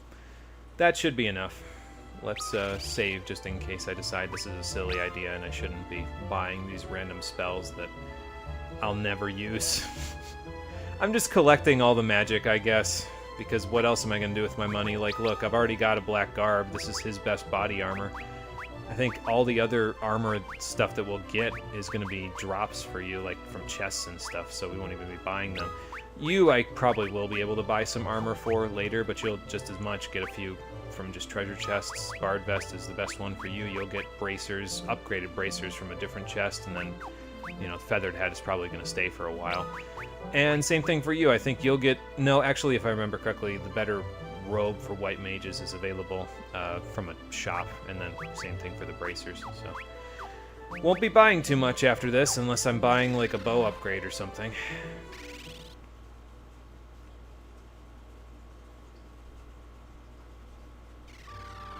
Anyway, here's the town of Repleto. Not too much going on here, but this town, so kind of similar to how Duster is for bards and geomancers, this town is for evokers. Oh, hello.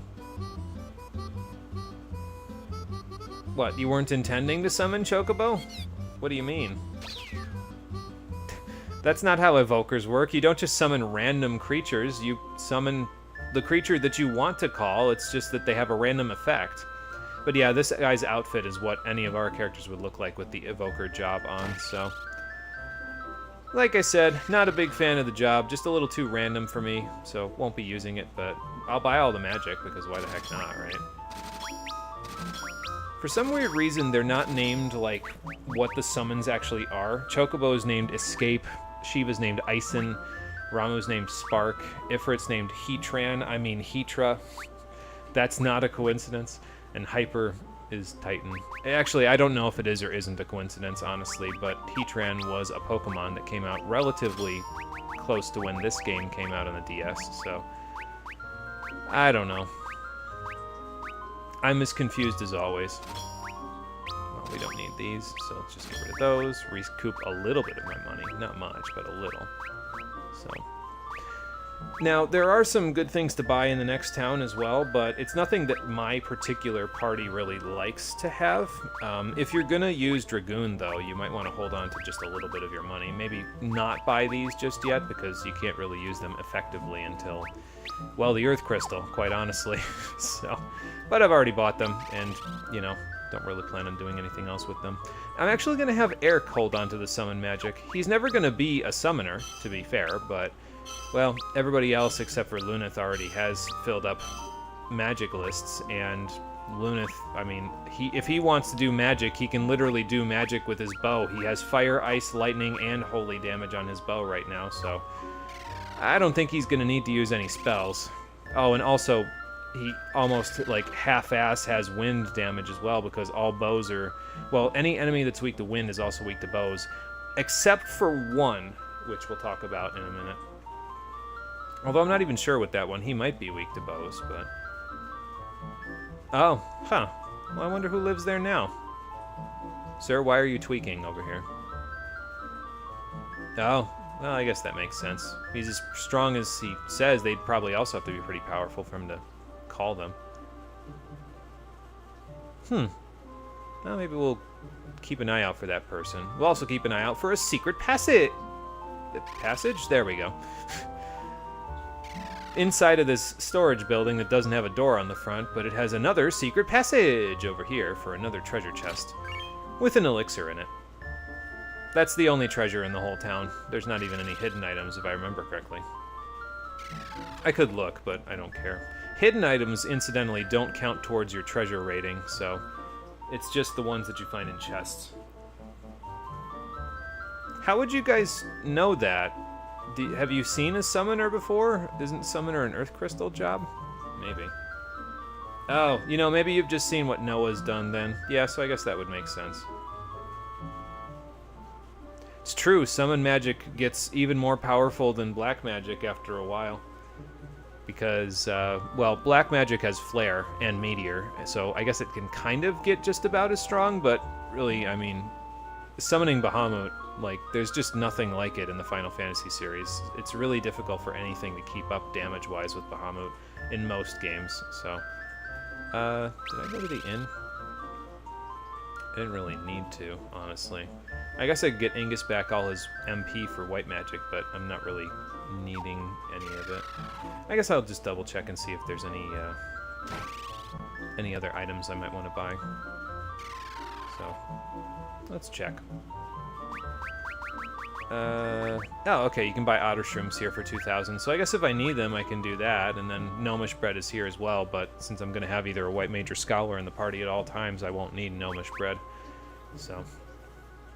Also won't need the sight spell at all once we fill out the whole world map, but that's going to take a little while, so. I'll come back for the otter shrooms later. I already have one if I need it, and I shouldn't need more than that, honestly. So. Sleeping here is going to cost me, what, 200? Yeah, why not? I only healed like 25 HP, but... And, you know, all of Angus's MP, so I can see how much he has at this level. As a white mage. Let's see. Oh wow, he's actually got level 5 charges now, well, only one, but that's not bad.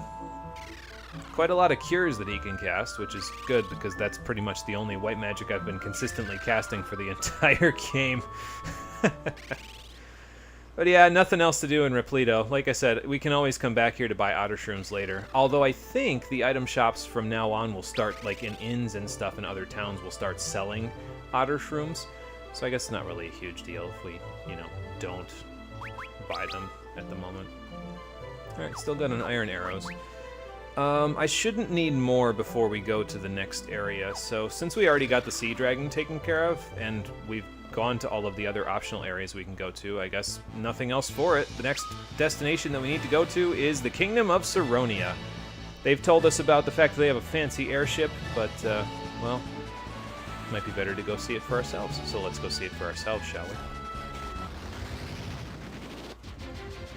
Gonna have to go around the mountains a little bit, though. Still can't fly over mountains. Gonna have to find a way to do that, because there's a few mountains that it would make a lot of sense to be able to fly over. Alright, well, doesn't look like there's any place I can land outside the gate. And as it turns out, the gate itself is locked, so, like, if I try to go into the gate here... Hang on, let me land here and show you. If I remember correctly, you can't get in. Of course, I have to get through the gate guardians first, but, you know, that's fine. I don't need to sing Paeon, so Loki Harp a Go-Go. Get Minuet going. This is where Bard really starts to take off, by the way. Now you have access to some of its best equipment and also the vast majority of its buffs. It gets one more buff later that behaves as a really solid defensive complement to Min, but with the Madura Harp. But until that point, you're pretty much just better off using either Minuet or Paeon, depending on what you need for random battles, and then in boss fights you can use Min and something else. So, probably Min and Paeon again. So they just switch between Min and Minuet. I don't use Requiem all that much, but later on when the enemies start getting really massive chunks of HP for their, well, HP. Yeah, this gate's locked and I can't even get in. I'm pressing X right now and there's no way to get in. So we're going to have to fly over, I guess, and see if we can find a landing spot. But yeah, later on when enemies start getting a really large amount of HP, it becomes easier to cast Requiem because, well, it'll just deal lots more damage that way. So. Alright, back to the Dream Harp, and there we go.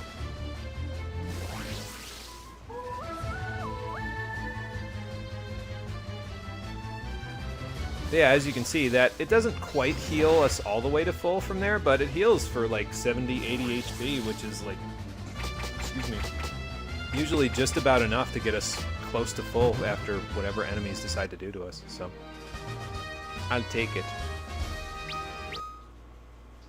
Alright, so this is your last warning. Make sure that if you want to do anything else on the sea before moving on to Saronia, you do it now. Like I said, if you're playing along, last warning. Everything good?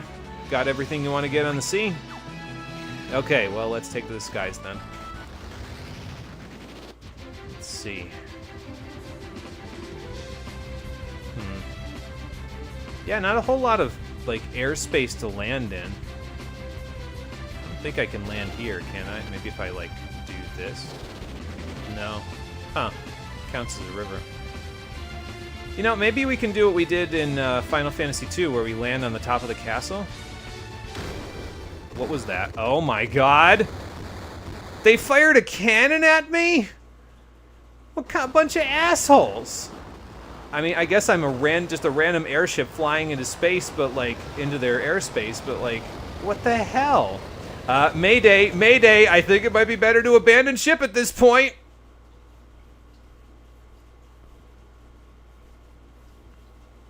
Ow! What the hell, man? Go through more airships in this game than most people drink water. Well, you see, you know, I probably should have switched Ingus back to Scholar for this part so he could be like, push his glasses up. Obviously! But, yeah, the Enterprise has been blown to smithereens. Again! That's just great. Sid's gonna be really pissed off this time. He's gonna be like, God dang it, kids, I made the second boat for you. I made a second airship out of a boat for you, and now this is what you do? I'm starting to think you're not very grateful. What kind of a war? Oh, that kind of a war. I don't know, why are you fighting against friends? I don't think we're gonna get an answer right now. Oh, okay. So I guess they've been ordered to fight. And if they don't fight, they'll be charged with treason. What's he gonna do? Kill the entire kingdom's worth of soldiers? Isn't that kind of counterintuitive to, you know, having the largest kingdom in the entire area? But yeah, so we are airshipless again, and unfortunately the gate is still locked, so we're gonna have to go looking around Saronia to see if we can find a replacement, I guess. They did say they have the fastest airship in the world around here, so let's go test that claim, shall we? Do I want to heal now? No, I can just do it in here. First place you should probably go is Southwest Saronia, where the war music will continue to play, but that's okay. But there's a specific certain someone that we need to find in here, actually. So, oh. Huh. Well, maybe we can find that shop. Not that they'll have anything that I want, but... Wonder what that's all about. Don't know much about this Garuda, but it sounds ominous. It sounds like the kind of person that'll whisper in my ear, "Now fall." Actually, that's a different Garuda, but, you know.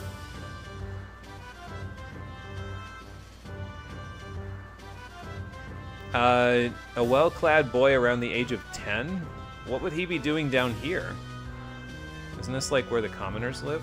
Actually, I need to check something real quick. Hold on. I have the strategy guide pulled up this time so I can take a look and see where I can go and what I can do. Hold on. Let's see. That's the Northeast District. There's literally nothing in the Northwest District for us right now. So.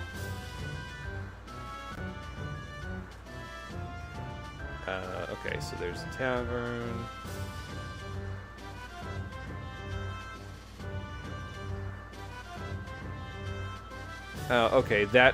Okay, so both of the guys in orange, actually, the old guys in orange are people that we need to keep an eye out for, basically. Because they'll be able to tell us something after we advance through an event in town here, so. Apparently there's frogs down in the sewers. Guess we can go take a look. See if there's anything back here. A lot of big houses up here. Hi there. So yeah, this is the other dude in orange here. Prince Alice? What would he be doing down here? This isn't Wonderland.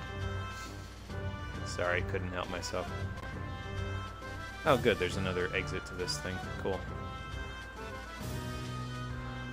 Whoa! What the heck happened to the king? How did this place... Well, I guess that is how this place became the most powerful kingdom on the planet, or the largest one at least, because, well, the king is kind of an asshole.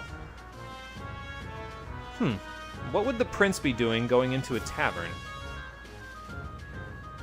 Not yet, but eventually I will. I think if I remember right, there's a... Nope, this isn't it. Never mind. I have exited the building. That's okay, let's just go right back in. But there should be a very large house on the east side of southwestern Saronia. I don't remember if it's this one. Yeah, it is this one. And this is where all the chests are, in this area. Hello there. Oh, okay. You know, I feel like your house is probably going to smell really bad if you keep summoning this guy. I'm a little concerned for your health, actually, instead of being impressed, but you do have a secret passage. There we go, secret passage in your house. That should, ideally, lead us to a gigantic treasure trove. Okay, well, these have always been good. Let's see what's in this one. Well, not a good start. Oh, no. Don't tell me. Don't you dare tell me. Why would you do this? Why would you just have a giant stockpile of things that call like a fetus bird into the... God, sorry, that's probably gross, but like... I just can't look at Fat Chocobo and see a Chocobo. He's featherless. Like, what the hell happened to him? Look at this thing. Like, it's so gross. Sorry, maybe I'm being judgmental, but like, yeah, that guy had 11 Gasol greens just randomly hanging out in his secret room. Again, very concerned for that man's health. Anyway, but you need to get those 11 treasures in order to get maximum treasure rating, so... I can just cast Payon in the next fight because Lyneth has got Iron Arrows. Yes, he does. Good. Okay, cool. Let's go into the tavern and see if we can find this Prince Heir that's supposedly here.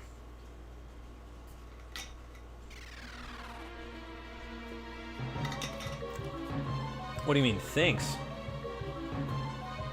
I imagine it's the same thing as the punishment for literally anything else here right now, which is death. Yeah, you tell those assholes, Eric. Kick their ass. Oh, wait, you can't kick their ass. You don't have physical attacks. Make Lunith kick their ass! But yeah, these random mooks in the tavern are just 3 gold knights from Goldor's Manor, so this shouldn't take very long. I can sing the body Paeon, though, while I'm at it. Sing the body white magic. Yeah, it's not really white magic, but it's close enough. That'll work. Oh, Lunith didn't even get all the way to full. It's a good thing the focus augment isn't in this game.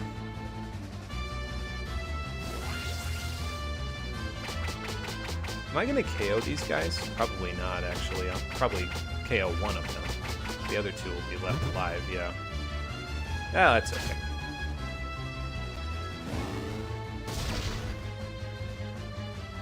I was gonna say, I don't think that's gonna do much damage, quite honestly. I feel like it's gonna do very little. Alright, well, let's just sing Paeon again and keep guarding. I probably could have KO'd these guys all the way if I had just used Minuet, but oh well. We have ended the battle, potentially, at max HP. Anyway, yep. Very good, very good. And hey, Lunith got, excuse me, 1.5 out of 8 points towards his arm strength levels, so. And we all got a level out of this, too, I think. We'll see. Yep, good.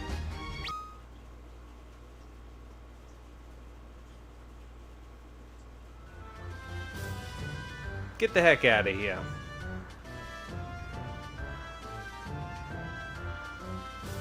Hey, no problem, but what are you doing here, exactly? Oh, well, why would he do that? Huh. That doesn't seem like most fathers.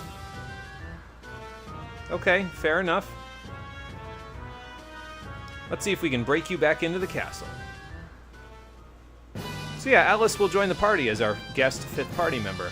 If I'm quite honest with you, I don't even remember what he does in battle, so that's why I wanted to come here as early as I did, because then we can get him faster than we otherwise would be able to. I don't think there's any other secret passages, actually, so...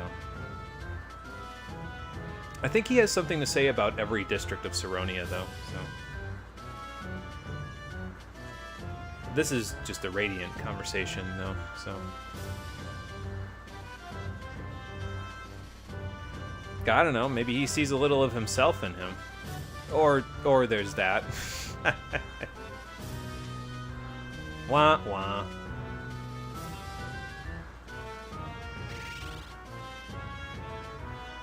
Is he going to say the thing about Southwest Saronia if I go outside? I forget, but there is a thing about Southwest Saronia that he talks about. Okay, this is not it. So, it's too bad I can't use fast forward on these events. As far as I'm aware, anyway. No, I can't.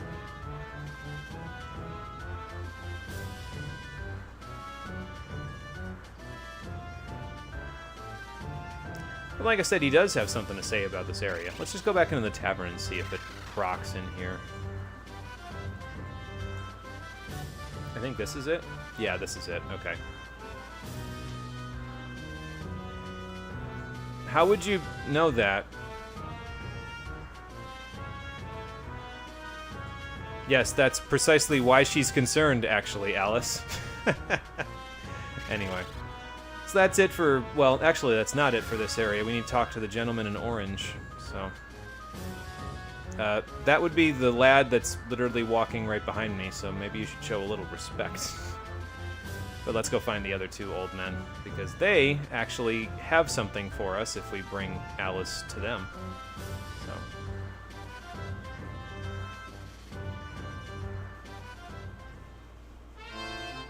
This one gives us a dragon mail. It's not quite as good as it was in Final Fantasy II because, well, only Dragoons can equip it. Which is a little unfortunate, but if you're going to use a Dragoon against the next boss, which a lot of people recommend doing, Well, there's a free one for you. Now you don't have to buy one.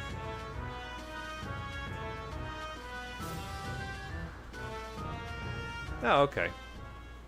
And this guy gives you a wind spear, which is similar to the wyvern claws for the monk, where this one inflicts wind elemental damage. So, again, another thing you don't have to buy for your dragoon. The game is very, very not subtly hinting at you using dragoons for the next boss fight. I'm going to choose to ignore those warnings, but hey, it probably wouldn't be a bad idea. Especially since the game's giving you a bunch of stuff for free. Might as well, you know. Let's see. Let's do this real quick. Let's top everybody off, because as well, I have the white magic, so I may as well. So. Good night, gotta go to work in the morning. Sounds like a plan, Marie. Go get some rest. We will go fight the next boss, and I'll let you know what a shit show it ends up being the next time you're here. But yeah, have a good one. Get some sleep. Yeah, you know, I'll save. Why not?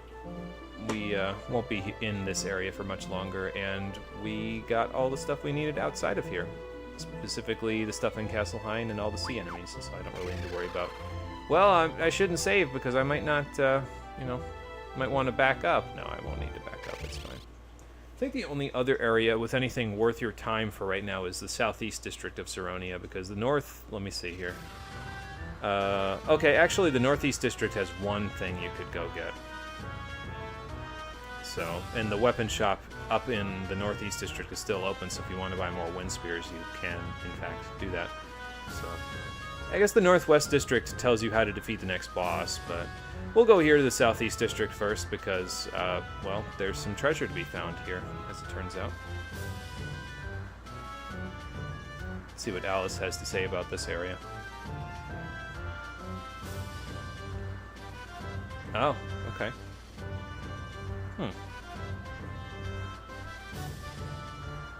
You want to switch to that job there, Angus, or what? Seems to have a fairly good rapport about dragoons. Yeah, I was going to say, this war is probably not going to help anybody, including all of you. Oh, okay, gotcha. So yeah, on top of bows being effective against flying enemies, spears and lances are also effective against flying enemies, which, you know, may or may not come in to play in just a couple of minutes.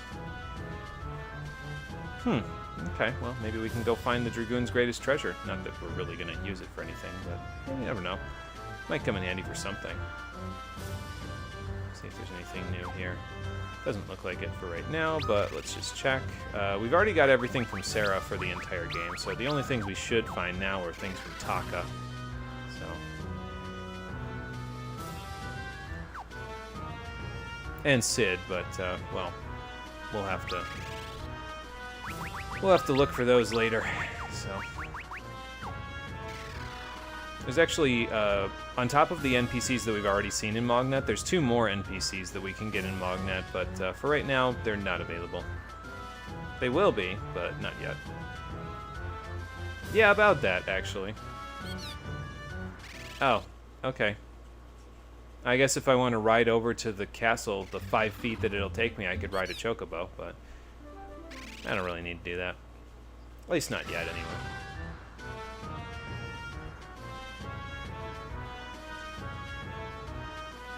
Well, that's okay. I'm pretty good at killing monsters, as it turns out. Apparently these doors do nothing. So let's climb the Dragon Spire, shall we? It's very similar to the tower in Sasune Castle, although the enemies in here, if I remember correctly, are literally just the same ones as the ones outside, so I'm not even really worried about encountering unique enemies, you know? So, if we do encounter something, cool, but I'm not really worried about it. Okay, this battle I can handle. Provoke, and then why don't we sing the body minuet? And guard. So probably what will end up happening is when I'm training off-screen, if I have enough time to do that this week, which I probably will because I should have a little bit of a lighter workload this week. Everybody's working on their final projects, so I don't have as much homework to do. But probably what will end up happening while I'm wandering around fighting random enemies that I need for the bestiary is I'll probably end up just training Lunet's arm strength more, getting some more job levels for everybody. So I don't know exactly how high I'm going to get everybody's job levels just yet, but Yeah, I'll figure it out when I go a little further. I guess we could think about it, like if we count the Kraken as the first boss we beat with access to the water crystal, which is not really true, but we could say it is, would then be that guy, so that would be like job level 11, Goldor would be 22, and then the next boss would make us 33. So basically, like, try to get... That might be what I do then, is I might try to get Eric and Refia up to job level 33, and then I'll just work on getting Lunith up as high as he can go while doing that. And I'll just raise Angus's White Mage level, because again, he doesn't really need Scholar levels. He'll be able to, you know, get those naturally without too much trouble. Although I say that, and actually it is probably well worth it for me to get him some Scholar levels, because then we can get him to job level 99 eventually, and that'll actually help him, because then he can get the unique item, excuse me, that you get for getting a job level 99 Scholar.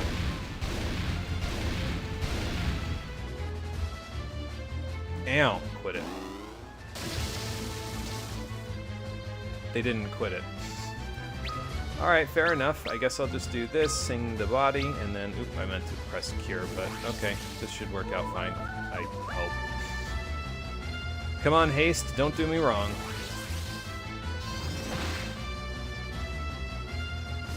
Okay, good.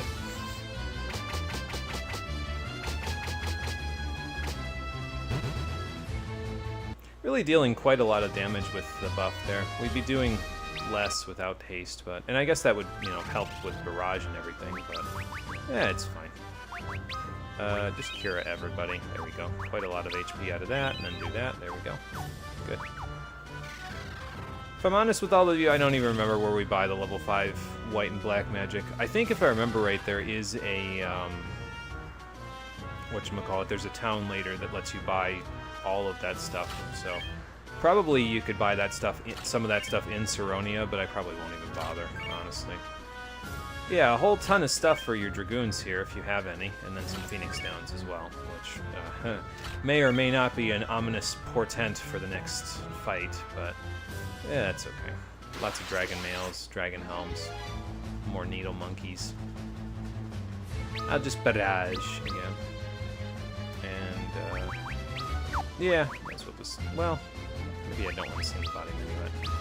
What if I do Lamia Harp instead to show Requiem? Why not? Oh, good. I can let Alice do something. He can cast Arrow. I don't know, kid. I don't think that's going to do a whole ton of damage. You might want to bust out the Aeroga next time. I mean, I guess he's 10, so I can't expect much, right? But yeah, as you can see, Requiem, at the moment, not really dealing a whole lot of damage because these guys have, like... So that was 10% of their HP, so that's 86, so 860 HP and then 890. So they don't really have a whole lot of HP to cull through. So I guess it doesn't matter if I haste or not.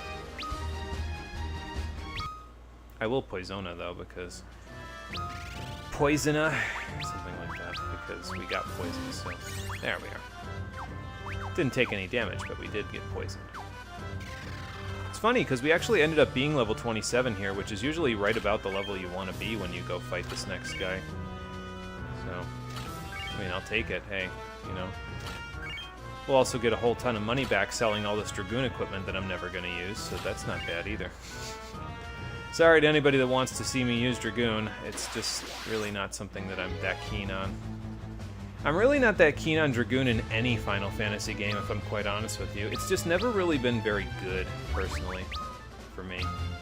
Maybe I'm just wrong, but, like, I don't know. I've never really found it to be as good as other melee jobs in any other Final Fantasy game where it's present. Not even in the one where, like, there isn't a job system. Oh, you can use Confuse as well. Okay, well, I guess that can help misdirect.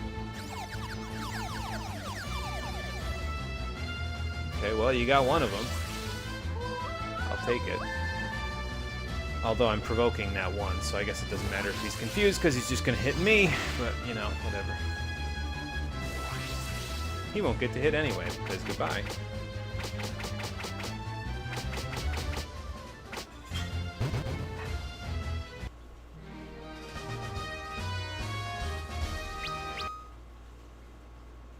I think I'm going to have to put in eye drops when I get done today. I have these night gel eye drops that I can put in, but I mean, usually they only go in at night because it says on the thing that you should take them before bed because it's best to do it that way anyway because you'll be like horizontal. So I'm starting to think that like my seasonal allergies that I usually have, which some of you may remember if you've been watching the streams for a few years, but I used to have like really bad seasonal allergies where I just like get hay fever all the time. And I'm starting to think that like my body chemistry has changed because I'm older now, so like instead of just sneezing all the time, I'm just gonna like get, like what happens is like, it's kind of hard to describe it, like you know how on the inside of the eye you can see your sclera, which is like the nutrient layer on your eyes, not the, am I thinking of the right layer? No, I think the sclera is the white of your eyes, isn't it? What am I thinking of? Hang on. Eye layers, that's what I'm going to look up right now. I know retina is the one where you can see things off of, but like, hold on.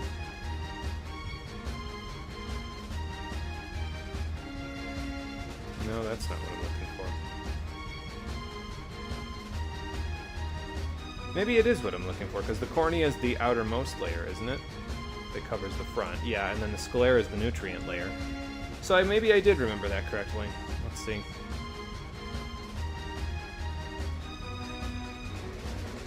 Yeah, I did remember that correctly. The cornea is the outermost layer, and then the...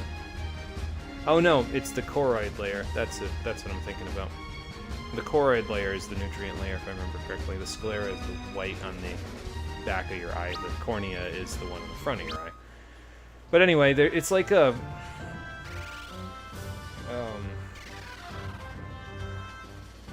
yeah, it's almost like there's a cut there in the inside, like on the inside part of the eye, which is the trouble that I'm having.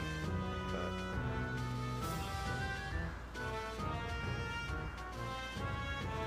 well, I don't know how that works exactly. I probably should go talk to an optometrist about, hey, so it seems like I'm getting cuts in my choroid layer and I am not touching my eyeballs because they are not itchy. What gives?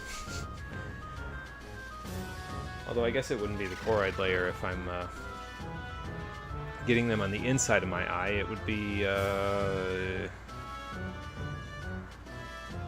maybe it has something to do with my rectus medialis muscle that's right there. Maybe that's like straining or something because of the dust or pollen or what, I don't know. Again, I'm not an optometrist. I just know the stuff from anatomy and physiology and also what I literally just looked up on the internet, so...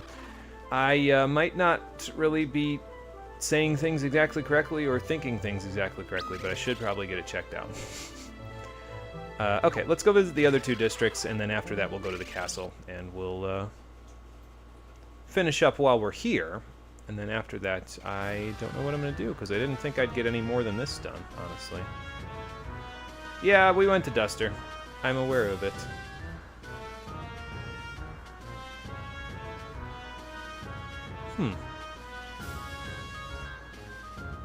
Hopefully. Well, he's about to get a rude awakening because you're about to return to the castle, so... Wonder if the inn's open.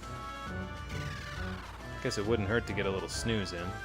Oh, I guess this shop is open, even though the guy said that, hey, anybody who defies the king will die, but apparently this shop will defy the king. We can grab otter shrooms from here, so that's not bad. If we need them. And I guess I could get some more now because, you know, I'll have a little bit of disposable income once I sell off all these Gasol grains for one, and two, all these dragon mails that I'm never going to use. So, we'll find the rest of the stuff. Won't need the wind spear. Probably should have asked Alice first before I sold that. Oh well. Dragon helms, but yeah, you have enough to equip everybody, basically. Although you don't quite have enough to equip more spears, but you have enough to equip everyone with at least one spear. That being said, probably better to get wind spears for everyone for the next fight, but, you know, it's okay. And just like that, we have a little disposable income again. So that's helpful. Maybe I'll grab, let me think about this. How many otter shrooms would I need to never need to cast teleport again? Let's see. 1, 2, 3, 4, 5, 6, 7, 8, 9. No, wait, I already counted that. 8,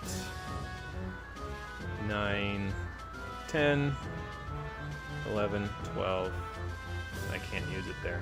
12. I would need 12 in order to get to end game and not have to worry about it anymore. Also, I just closed the FAQ, which I should not have done. There we go. Might as well leave it up in the background. I'll grab 4 more for right now. 5 should do for a little while, and then by the time I need more, I should be able to buy more, so... Alright, I think that blue guy over there just tells you about your jobs, and I don't really need to go heal, because when I switch to Scholar, I'm going to lose all that MP anyway, so... There's no other places like the Dragon Spire, though, so... And I think the NPCs are pretty much just going to say the same things now. Is it this tree line? No. One of the tree lines here, I think near one of the weapon shops, has a hidden item. But I'm not near the weapon shop right now, I guess. Well, what the hell? Why would he do that? That's so bizarre. Like, just decide, okay, everyone's Civil War now. Okay, that's the weapon shop, so probably it's these trees. Yeah. And there's another elixir here. Nice.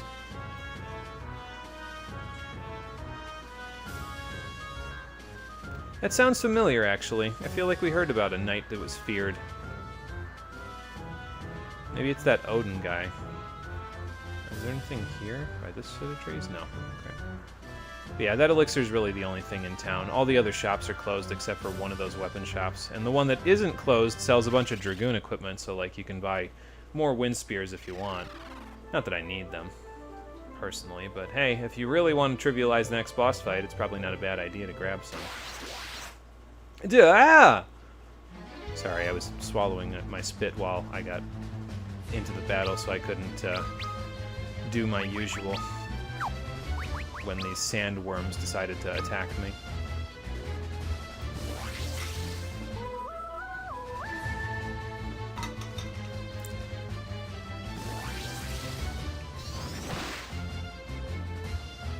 I'm just gonna fast forward, make it Gatling gun.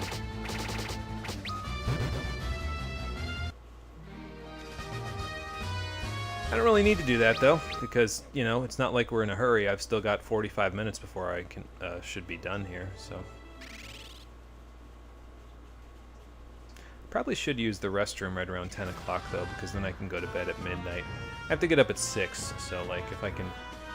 Usually I use the restroom about once every couple of hours when I'm not streaming, so if I can plan it that way, it might be a little easier. Oh, really? Huh. Maybe that tunnel that goes out to sea will take us to a place where somebody slumbers, maybe? I'm really just looking for one NPC around here, so... I won't know who it is until I, Oh, maybe it's that guy. But one of the NPCs in town here is supposed to basically give you a hint as to how to defeat the next boss, but... Well, unfortunately, the library's closed at the moment, so we can't go in to avail ourselves of the knowledge that's there, but maybe once we sort this whole mess out at the castle, we'll be able to figure it out. Alright, speaking of which, now we've gone to all 4 districts, we've shown the 2 spells that Alice can do. Actually, before I go in here, I want to back out real quick, because once you go up ahead, you'll just go straight to the castle, so... Let's go right here, and first things first, we'll switch Ingus over to Ingus. I don't remember if I did that this time or not, but there we go. We'll swap him over to Scholar. There we go. And then give him all of his Scholar equipment back. I'll just give him Books of Fire. He doesn't need anything else for right now, so... Scholar hat, Scholar robe, rune bracers. Oh yeah, and give Eric back his feathered hat as well, because less defense, which means that the boss will probably actually be able to damage him, but that's okay. It doesn't really matter too much if that happens. And then give you the Medusa arrows real quick. Only got 4, but that's okay. Trying to think if the Madura harp is going to make as much of a difference as the Loki harp will in this particular case. The next boss fight, I think I mentioned it before, is considered by some people to be one of the hardest in the game. And it might be better just to go like hyper offense with it, just throw level 3 attack items with Ingus and then have Luneth just blitz through with Barrage as much as possible. I'm going to use the Loki Harp first, and then after that we'll try Madura, and we'll see if it works out okay. Thankfully, though, excuse me, one of the nice saving graces about the next boss at the very least is that you can save literally right outside. So if anything goes completely to pot, you can just, you know, reload your save and go back in. So that's what we'll do if need be. Probably the best thing that I'll be able to do after I'm done here is just loot the castle. Because just like Castle Argus, we can grab a whole ton of fancy treasure inside of Saronia Castle once we sort this mess out. It's going to take a little bit, but we'll see.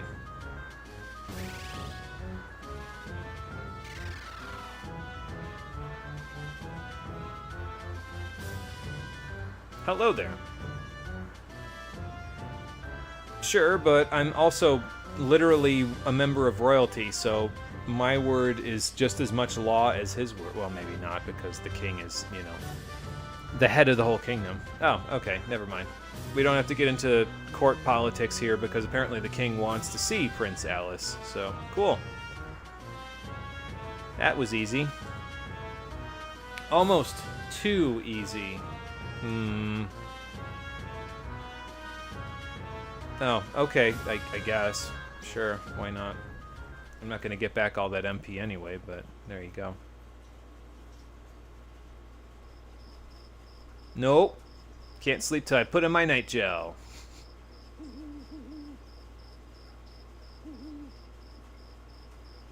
Fair question. I don't think that's it, though.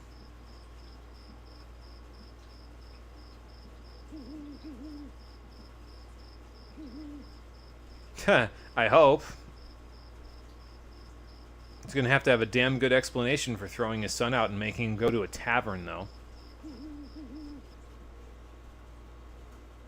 Alice, I won't have to explain it in the morning. I'll explain it to you right now. Oh, shit, that's not good. Snap out of it? Also, let Eric get in front of you. He can literally provoke this guy to do 0 damage. Okay, well, what the hell is your problem? I mean, I could guess. Ow! Well, that wasn't very nice. Oh, okay, I mean, I guess if that's how you want to break free, you could have just let us beat this guy up instead and, I don't know, have Alice run around the room like a chicken with his head chopped off. Fair enough, I guess. Oh, bother, he says, before just about murdering you in 2 hits. Actually, it wouldn't be bad for Alice to help us because this boss is weak to wind, but, yeah, remember that shade that those people in town were talking about with this Gigameth guy? Yeah, the shade is real. So this is Garuda, and like I said, Garuda is widely considered to be one of the most difficult bosses in this game. He doesn't look very threatening as it is, but as you may have guessed, looks can be deceiving, so... Let's just blitz him with as much power as we can right away. See if we can get away with it, you know? Get the haste going for everybody. We'll get Madura up next turn. Min, I guess. See if we can provoke him. That's good. Start us off right, Ingus. Get the good fire tornado damage. 4,000 damage, not bad. Oh, that's not good. Ow! And that's why this boss is so difficult, because of that lightning attack. He can inflict 600 damage if you don't have a whole lot of magic defense to go by. So, yeah, that's a bit of a problem now, isn't it? I really hope we go first fast enough to not have that be, an issue going forward. I don't think Madura is going to make a difference. Let's just use the Dream Harp and hope for the best. Let's see. I think he's got like 10,000 HP, so I guess one more bomb arm should do. Again, let's hope he doesn't go first, because this Payon is only going to do so much. Yeah. Alright, everybody hold your breath. Okay, we should be good. Yep. Awesome. Whew. Got through that one by the skin of our teeth just a little bit, but yeah, the reason why that one's so difficult is literally just because, do you have enough magic defense to survive that lightning attack? No? Die. I wouldn't worry too much about that, though, beyond this, because, well, lightning, actually, no, I should say. It's a very common ability for a lot of enemies to use in the late game, but, well, very shortly we'll be getting access to something that will allow us to neuter the damage of that by quite a lot, actually. So I wouldn't worry too much about it.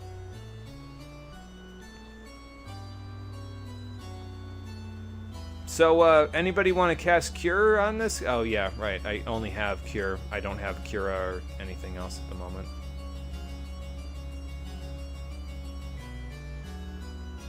Well, good. I'm glad you did, but it seems like it cost you a little bit, didn't it?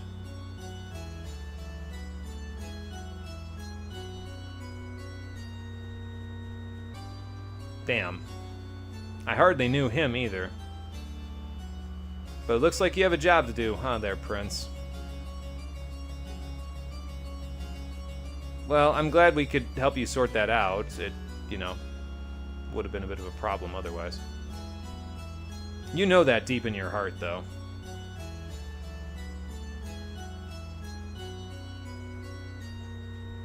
Good.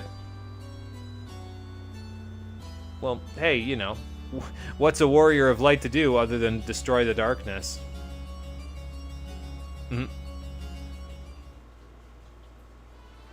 Alright, so we'll start out here, and now that we've taken care of that, first of all, we got a full party heal, and second of all, we can now just loot the contents of the castle, so that's what we'll do. I'll switch over to White Mage, though, while I'm at it. Just because, I mean, we won't be getting into any fights in the castle itself now, because, well, Garud is dead, but, you know, just to be safe, we'll do that. Oh, I don't have anything for your head, because Eric still has the feathered hat. Okay, well, take that off for a second. There we go. I can't even imagine how much damage that would have done to Eric if I didn't give him the feathered hat, though, that lightning attack. Probably would have done, like, his entire HP bar, because he had just enough magic defense to get him a little bit over the edge there. Okay, so... probably in this room? Maybe? Let's see. Yeah, there's a crack in the wall, which means another secret passage! Take it all the way down here to grab some treasure. Good. Hopefully this treasure room, yeah, has more Medusa arrows for us, so that's nice. Oh, you know, I think I burned through all my Medusa arrows and then I didn't re-equip them for Barrage, which, yeah, I was going to say means we probably wouldn't have been doing very much damage with the next Barrage. So it's probably better that I killed the boss when I did without having Luneth just punch him to death with Barrage. I don't think that's how that would work. I don't think you can punch, but... To be fair, I've never really tried using Barrage without anything but bow and arrow. I think it doesn't work if you have anything else, but I don't know. There's a Golem Staff, which is an upgrade for our for Ingus for his White Mage, and then the Tome of Ice that we just got there is an upgrade for Scholar, so... Another Selene Bow if you don't have it already. Tome of Light is another upgrade. I think we got a Tome of Fire in there as well. But yeah, here's the Golem Staff. A little bit better. I think it gives more mind, if I remember correctly, and it casts Break when you use it, so... Also, we got an Ice Rod, which is surprisingly something that White Mage can actually equip, so let's just equip that as well. It casts Blazara for free. It probably gives a good chunk of intelligence as well, yeah. So, not bad. White Mage has been not really getting a lot of good equipment lately, and to be fair, I won't get anything better than the Mage Robe for a little while, but got a few upgrades in the past couple of areas we've been to, so... Is there anything else that I got there? Other than another Selene Bow. We got the Dragon Hammer, which is lightning damage for the Viking, if you really want it, but I don't. So. Let's see. Sorry, I've got the... There's a treasure chest list on Steam that I've actually got on the other menu, so... Or on the other tab on my phone, rather. So, just using it to double check everything. I think if I remember correctly, this passage here shows you another area? Maybe if I go all the way through this secret passage, I'll find the area that I'm thinking of. Eh, maybe not. There's a Gaia Vest for a Geomancer if you need it.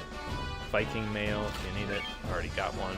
Dragon helm for your dragoons. You know, your 5th dragoon. There's an earthen bell, which is an upgrade for the whatchamacallit, for the geomancer. And then the rusty mail, I think, is literally just like garbage. Yeah, it is. So we'll just sell those. They probably won't sell for much, but they'll sell. So.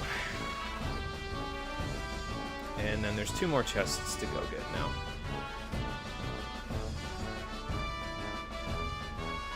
Let's see if we can find them.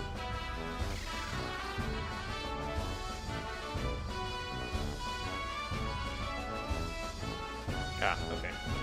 The last 2 chests are the ones that I was thinking of, because there's a couple of chests where if you were to go to an optional dungeon in just a little bit, you'd actually be able to see these chests through one of the walls, but you wouldn't know how to get to them, and you wouldn't be able to get to them from directly where you were, so.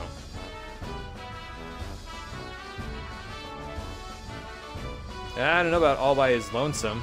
We definitely helped out a little bit. I think this is where it is, if you go around here somewhere.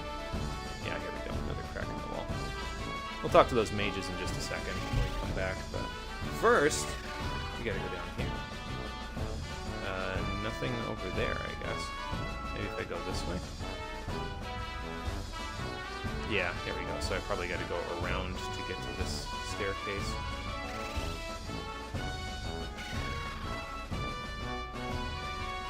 And another staircase. And another, no. A little bit more drab down here than the rest of the area, though, huh?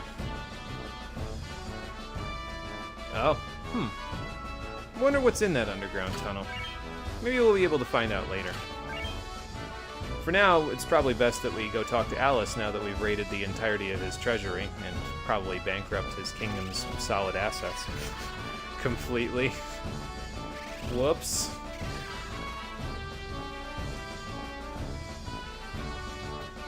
Sorry, just getting the guide back up just in case. Because like I said, I wasn't planning on getting through anything more than this today, so I'm kind of surprised that we did.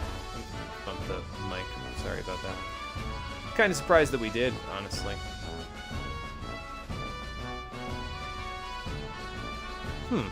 Okay. Well, I know exactly where that is that you're talking about, but apparently this Nautilus is something worth thinking about. And yeah, the Dalg continent is our next destination, so. Oh, okay. So what did he give them? No, you're not going to tell me, are you? I don't think he said anything else, did he? No. But there's 3 apprentices to this guy, Noah. Doga, Une, and Zand. And we've heard a few of those names before. A couple of them, anyway. Okay, well, I can visit the library as well, instead of, actually proceeding with the plot, I guess. Yeah, I think our next order of business is to go find Alice so we can talk to them about the Nautilus, so. Ah, Saronian scholars. Or engineers, anyway. Okay. Oh, nice. Okay, well, I don't have to go talk to Alice then, because apparently these guys are going to get the Nautilus ready for us. So yeah, you remember how we, lost our airship by getting it blown up? Well, apparently there are no consequences for that, because, hey, here you go. We just got the fastest airship in the world. Just like that. I mean, I say that like Garuda didn't almost kill me, but... yeah, that's what the mages were saying. Thanks. So yeah, we get a new airship, the Nautilus. Unfortunately for us, the Nautilus cannot sail on the ocean, and this is why I said make sure you get all the enemies on the sea before you come to Saronia, because if you don't, well, you're soft-locked out of getting 100% now. You can never get 100% bestiary, because beyond this point, you can't fight any more monsters on the sea itself ever again for the entire game, because the Nautilus can't do that, so yeah. So that's why I wanted to make sure I mentioned that for everybody, so that way it's not like, don't say I didn't warn you type of a thing,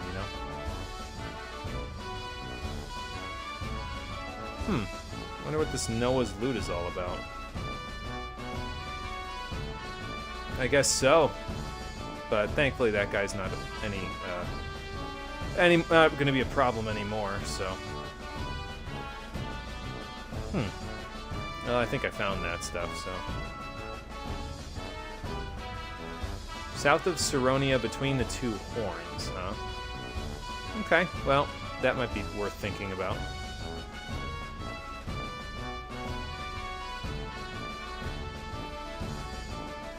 Okay, well, I kind of already did that, but thanks, Prince. I'll be sure to... I guess he's a king now, isn't he? I guess I'll be sure to take anything else that's not nailed down. But yeah, we're done in the castle now. We got a few upgrades, some extra equipment that we, didn't really need, but that's okay. We can always sell the excess. Well, we'll see how that all works eventually. If you'll be forgiven. I'm the warrior of light, not the warrior of heaven, so I couldn't tell you. But yeah, Nautilus. And also, it can, first of all, it doesn't have to land on water. It can land on, well, land, so that's nice. Second of all, holy cow, that's like a huge speed upgrade. We're moving like twice as fast as we were previously, so that's not too bad. Let me think about this. Do I go to the actual towns now, and see if there's anything new to find in Saronia itself now that Garuda's dead? Let's see.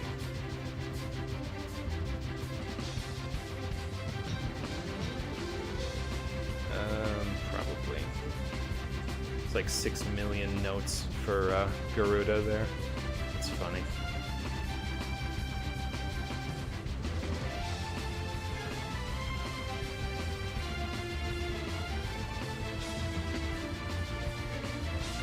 Yeah, apparently there's some new stuff in each area except for,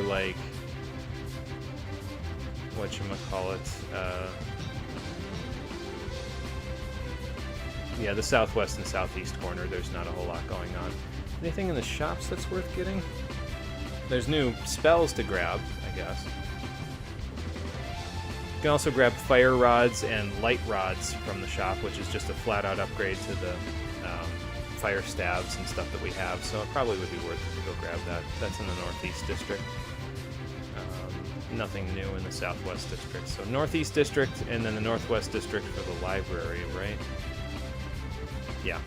So that's what we'll do. We'll go to the Northeast District, we'll buy a couple of items for White Mage, and then we'll go to the Northwest District to check out the library, and we'll go from there. I guess, what we could do is we could grab there's another staff available at the shop, and we could just buy that and then keep the fire, ice, and lightning rods in the actual inventory instead of keeping them on Ingus, because, well, I don't know, because really I think that the staves give mind, whereas the rods actually give intelligence, which would be useful to him while he's on White Mage, because then he can actually, cast the spells without too much of a... he'll actually deal some decent damage with them. Although I suppose that's not really his purpose on White Mage. He's kind of just there to guard and then occasionally heal if need be, so... I don't know. I'll figure it out, I guess. So which shop is the one that... All the doors, by the way, should now be unlocked. And if you tried to unlock them before, it wasn't that they, you probably can't even unlock them just flat out because of the fact that, every shop is closed, there wouldn't have been anything in there. The Wizard Rod is probably for Black Mages, if I had to guess, but the Rune Staff is here, and that casts the Erase spell, which basically Libra shows you the weak points of enemies, and Erase gets rid of their protective buffs. So for a White Mage, this is probably not a bad thing to do, because Erase is normally black magic, and we don't have a Black Mage to do that with. But I don't know, for my purposes, I don't know if I need it. I'll definitely grab a Fire Rod and a Light Rod, though, to replace the staves. And, you know what? Why not? I'll grab a Rune Staff as well. What the hell, right? I should still have enough to buy the level 5 magic after I sell stuff, but we'll see. Alright, let's see. Rune Staff, there we go. So now you should have quite a bit of mine now. Yeah, that's pretty good. 32 mine, not too bad. Sort this stuff out, sell anything excess that I don't need. Keep the tomes, though, for sure. Let's see. Where's this stuff start? Alright, and then Gauche I don't need. Fire Staff I can get rid of now. Ice Staff, same thing. Light Staff, same thing. Keep those. Keep that. Don't need this extra one of these. Let's see. Hold on to Medusa arrows. I have a tome of each of these, right? Yeah. So probably what I can do now is I can sell one of each of the books and just... because you can't buy these anywhere, I don't think. I think it's just whatever you happen to grab from treasure chests is what you get. But yeah, we can keep these tomes for now. Although pretty soon we'll be getting another book, or rather another tome, so then we could just have that one tome and then get rid of the books of Fire, Ice, and Light. Equip the tome that we'll be getting all the time, like full time, and then equip these in the left hand instead. So, don't need the Dragon Hammer, don't need this Boomerang. Don't need this Earthen Bell, apparently inflicts paralysis, that's pretty good. Only need one Scholar Hat. Don't need this Dragon Helm. Don't need the second Viking Helm. Get rid of both of those. Let's see. Yeah, keep that in case Eric needs it when I switch him to Thief.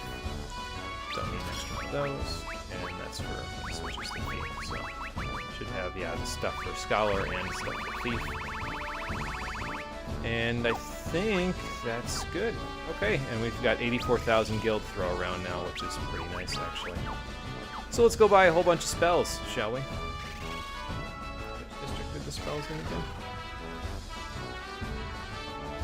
This district. Okay, good. Let's go find those magic spells, then. Let's find the shops that sell the magic spells, even. Gotta be around here somewhere. There we go. And we'll buy the ones that we can afford. I think we should be able to afford all of them, but we'll see. Yeah, we can afford all of them, although these we already have, so don't need any of those. Let's go looking for the level 5 shop instead. Because the level 5 shop should have, I think Kiraga is at level 5, if I remember correctly. I guess we'll find out in a second, won't we? Once I find it. Gotta be here somewhere. There we go.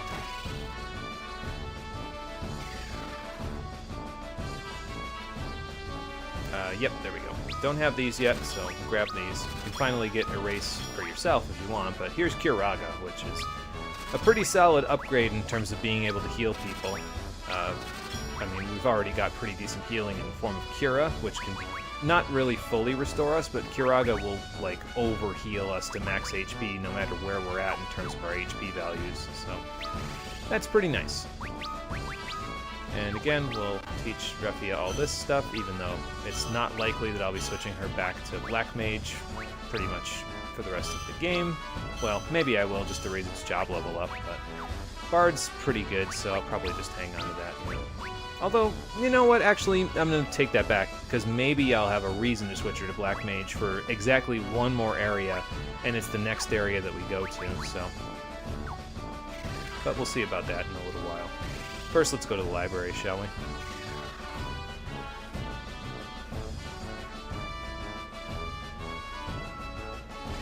And then what I might do is I might fly down towards the Dalg continent and then just, like, end it off over by there, rather than, like, if I ended a little early, that's okay, because we ended a little later yesterday. So, no big deal. Alright, let's go check out the library. See if there's anything interesting to be seen in here.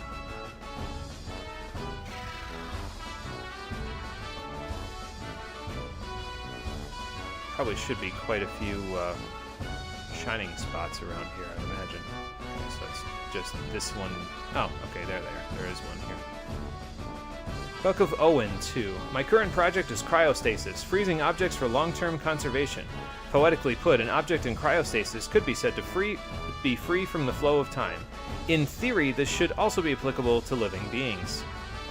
I don't think you want to venture in that direction there, Owen. Book of Owen 1. After many long years, it is finally complete. The device will enable us to lift and control objects of immense size and mass. If my calculations are correct, it could even control the very planet that we live on.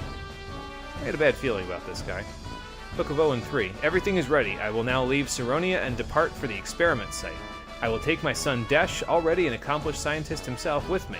So, yeah, the experiment in this case is the floating continent, and Desh was the son of this Owen guy. Ancient Book, Part 1. The 4 giant statues will burn anyone who dares pass between them. The 4 fangs that we possess are the only things that grant us safe passage. Oh, that's what those fangs are used for. Okay. Well, we've got 2 out of the 4 fangs for right now, but apparently there's 4 giant statues that will kill you if you try to walk through them without all the fangs, so we'll have to go find the other fangs before we go there, wherever that is. Ancient Book Part 2. Light and darkness are kept in balance by the crystals of wind, fire, water, and earth. No kidding. Ancient Book Part 3. Have we abused the power of light? The light is everywhere, overflowing. There is no way for us to stop it, and the inevitable outcome? Doom. Oh boy. Ancient Book Part 4. The 4 warriors who came from the world of darkness have stopped the rampaging light. Who are they? How did they come to possess their power? The only thing we know is that their bravery saved the world from destruction.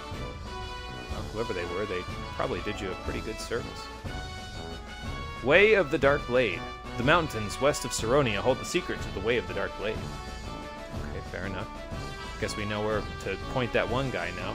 Perpetual engine theory. The governing principle behind the Wheel of Time is based on the temporal balance of antimatter and... Okay, let's just stop there. Airships in action. Our editors pick the top 3 most sensational, spectacular airships of the year.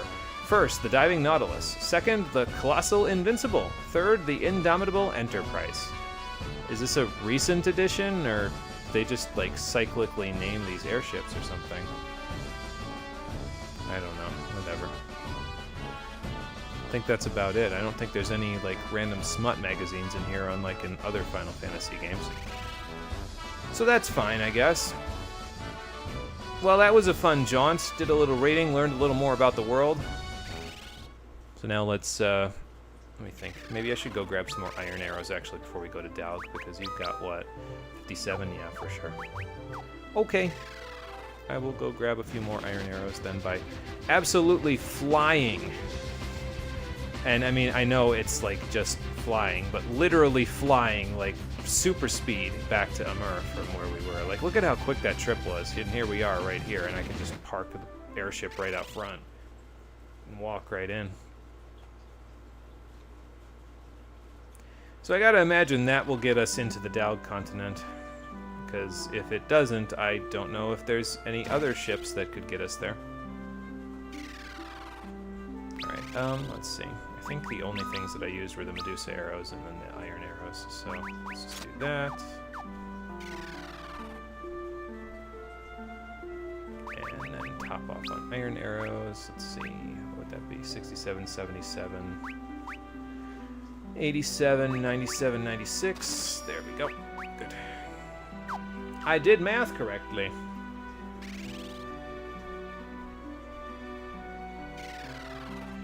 Okay, but I think that's just about it for today. Let me think about if I want to go into the Dalg continent or not.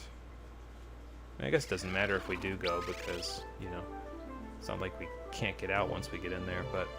Now, you know what? Actually, here's what I'll do. So, my thought process, basically, is that having received this airship, we can now fly all over the place really quickly, which means I can quickly go back to the floating continents, and I can go fight off all of the monsters that I'm missing from my bestiary. And get that done before we do anything else. Also, I'll probably... Oh, okay, I'm a little bit northeast, northwest, rather, where I need to go. And yeah, you can get back to the floating continent with the Nautilus, even though it looks like it won't quite make it, like, all the way up there. We still can't fly over mountains or anything like that, but...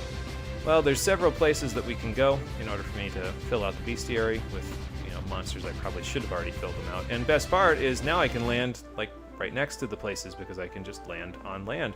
So, well, let me go back to Gasal, actually, because that's the first place I'm going to want to check before I go random monster hunting, because I need to see what part of my bestiary I don't have. So. But let's also go check our treasure rating now that we did everything there. So, let's see. In. Good. It's going to become second habit by the time I'm done, like, knowing where the inn is in this town, so I can check my progress, but for a little while, not quite.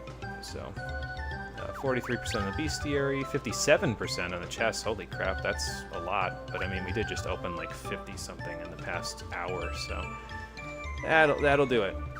Anyway, don't have too many more chests to open apparently, but we still got quite a bit of bestiary left to go. So I'll take a look at that, and I'll try to fill it out over the course of the week, while also training Lunet's, well, bow arm. Sword arm is usually the term, but for him it's the bow arm. So I'll just go wandering around with my newfound Nautilus, and what I'll do is I'll meet you back at that down arrow that's near the Dalg continent on the south end of that valley, where our airship got blown out when we had the Enterprise.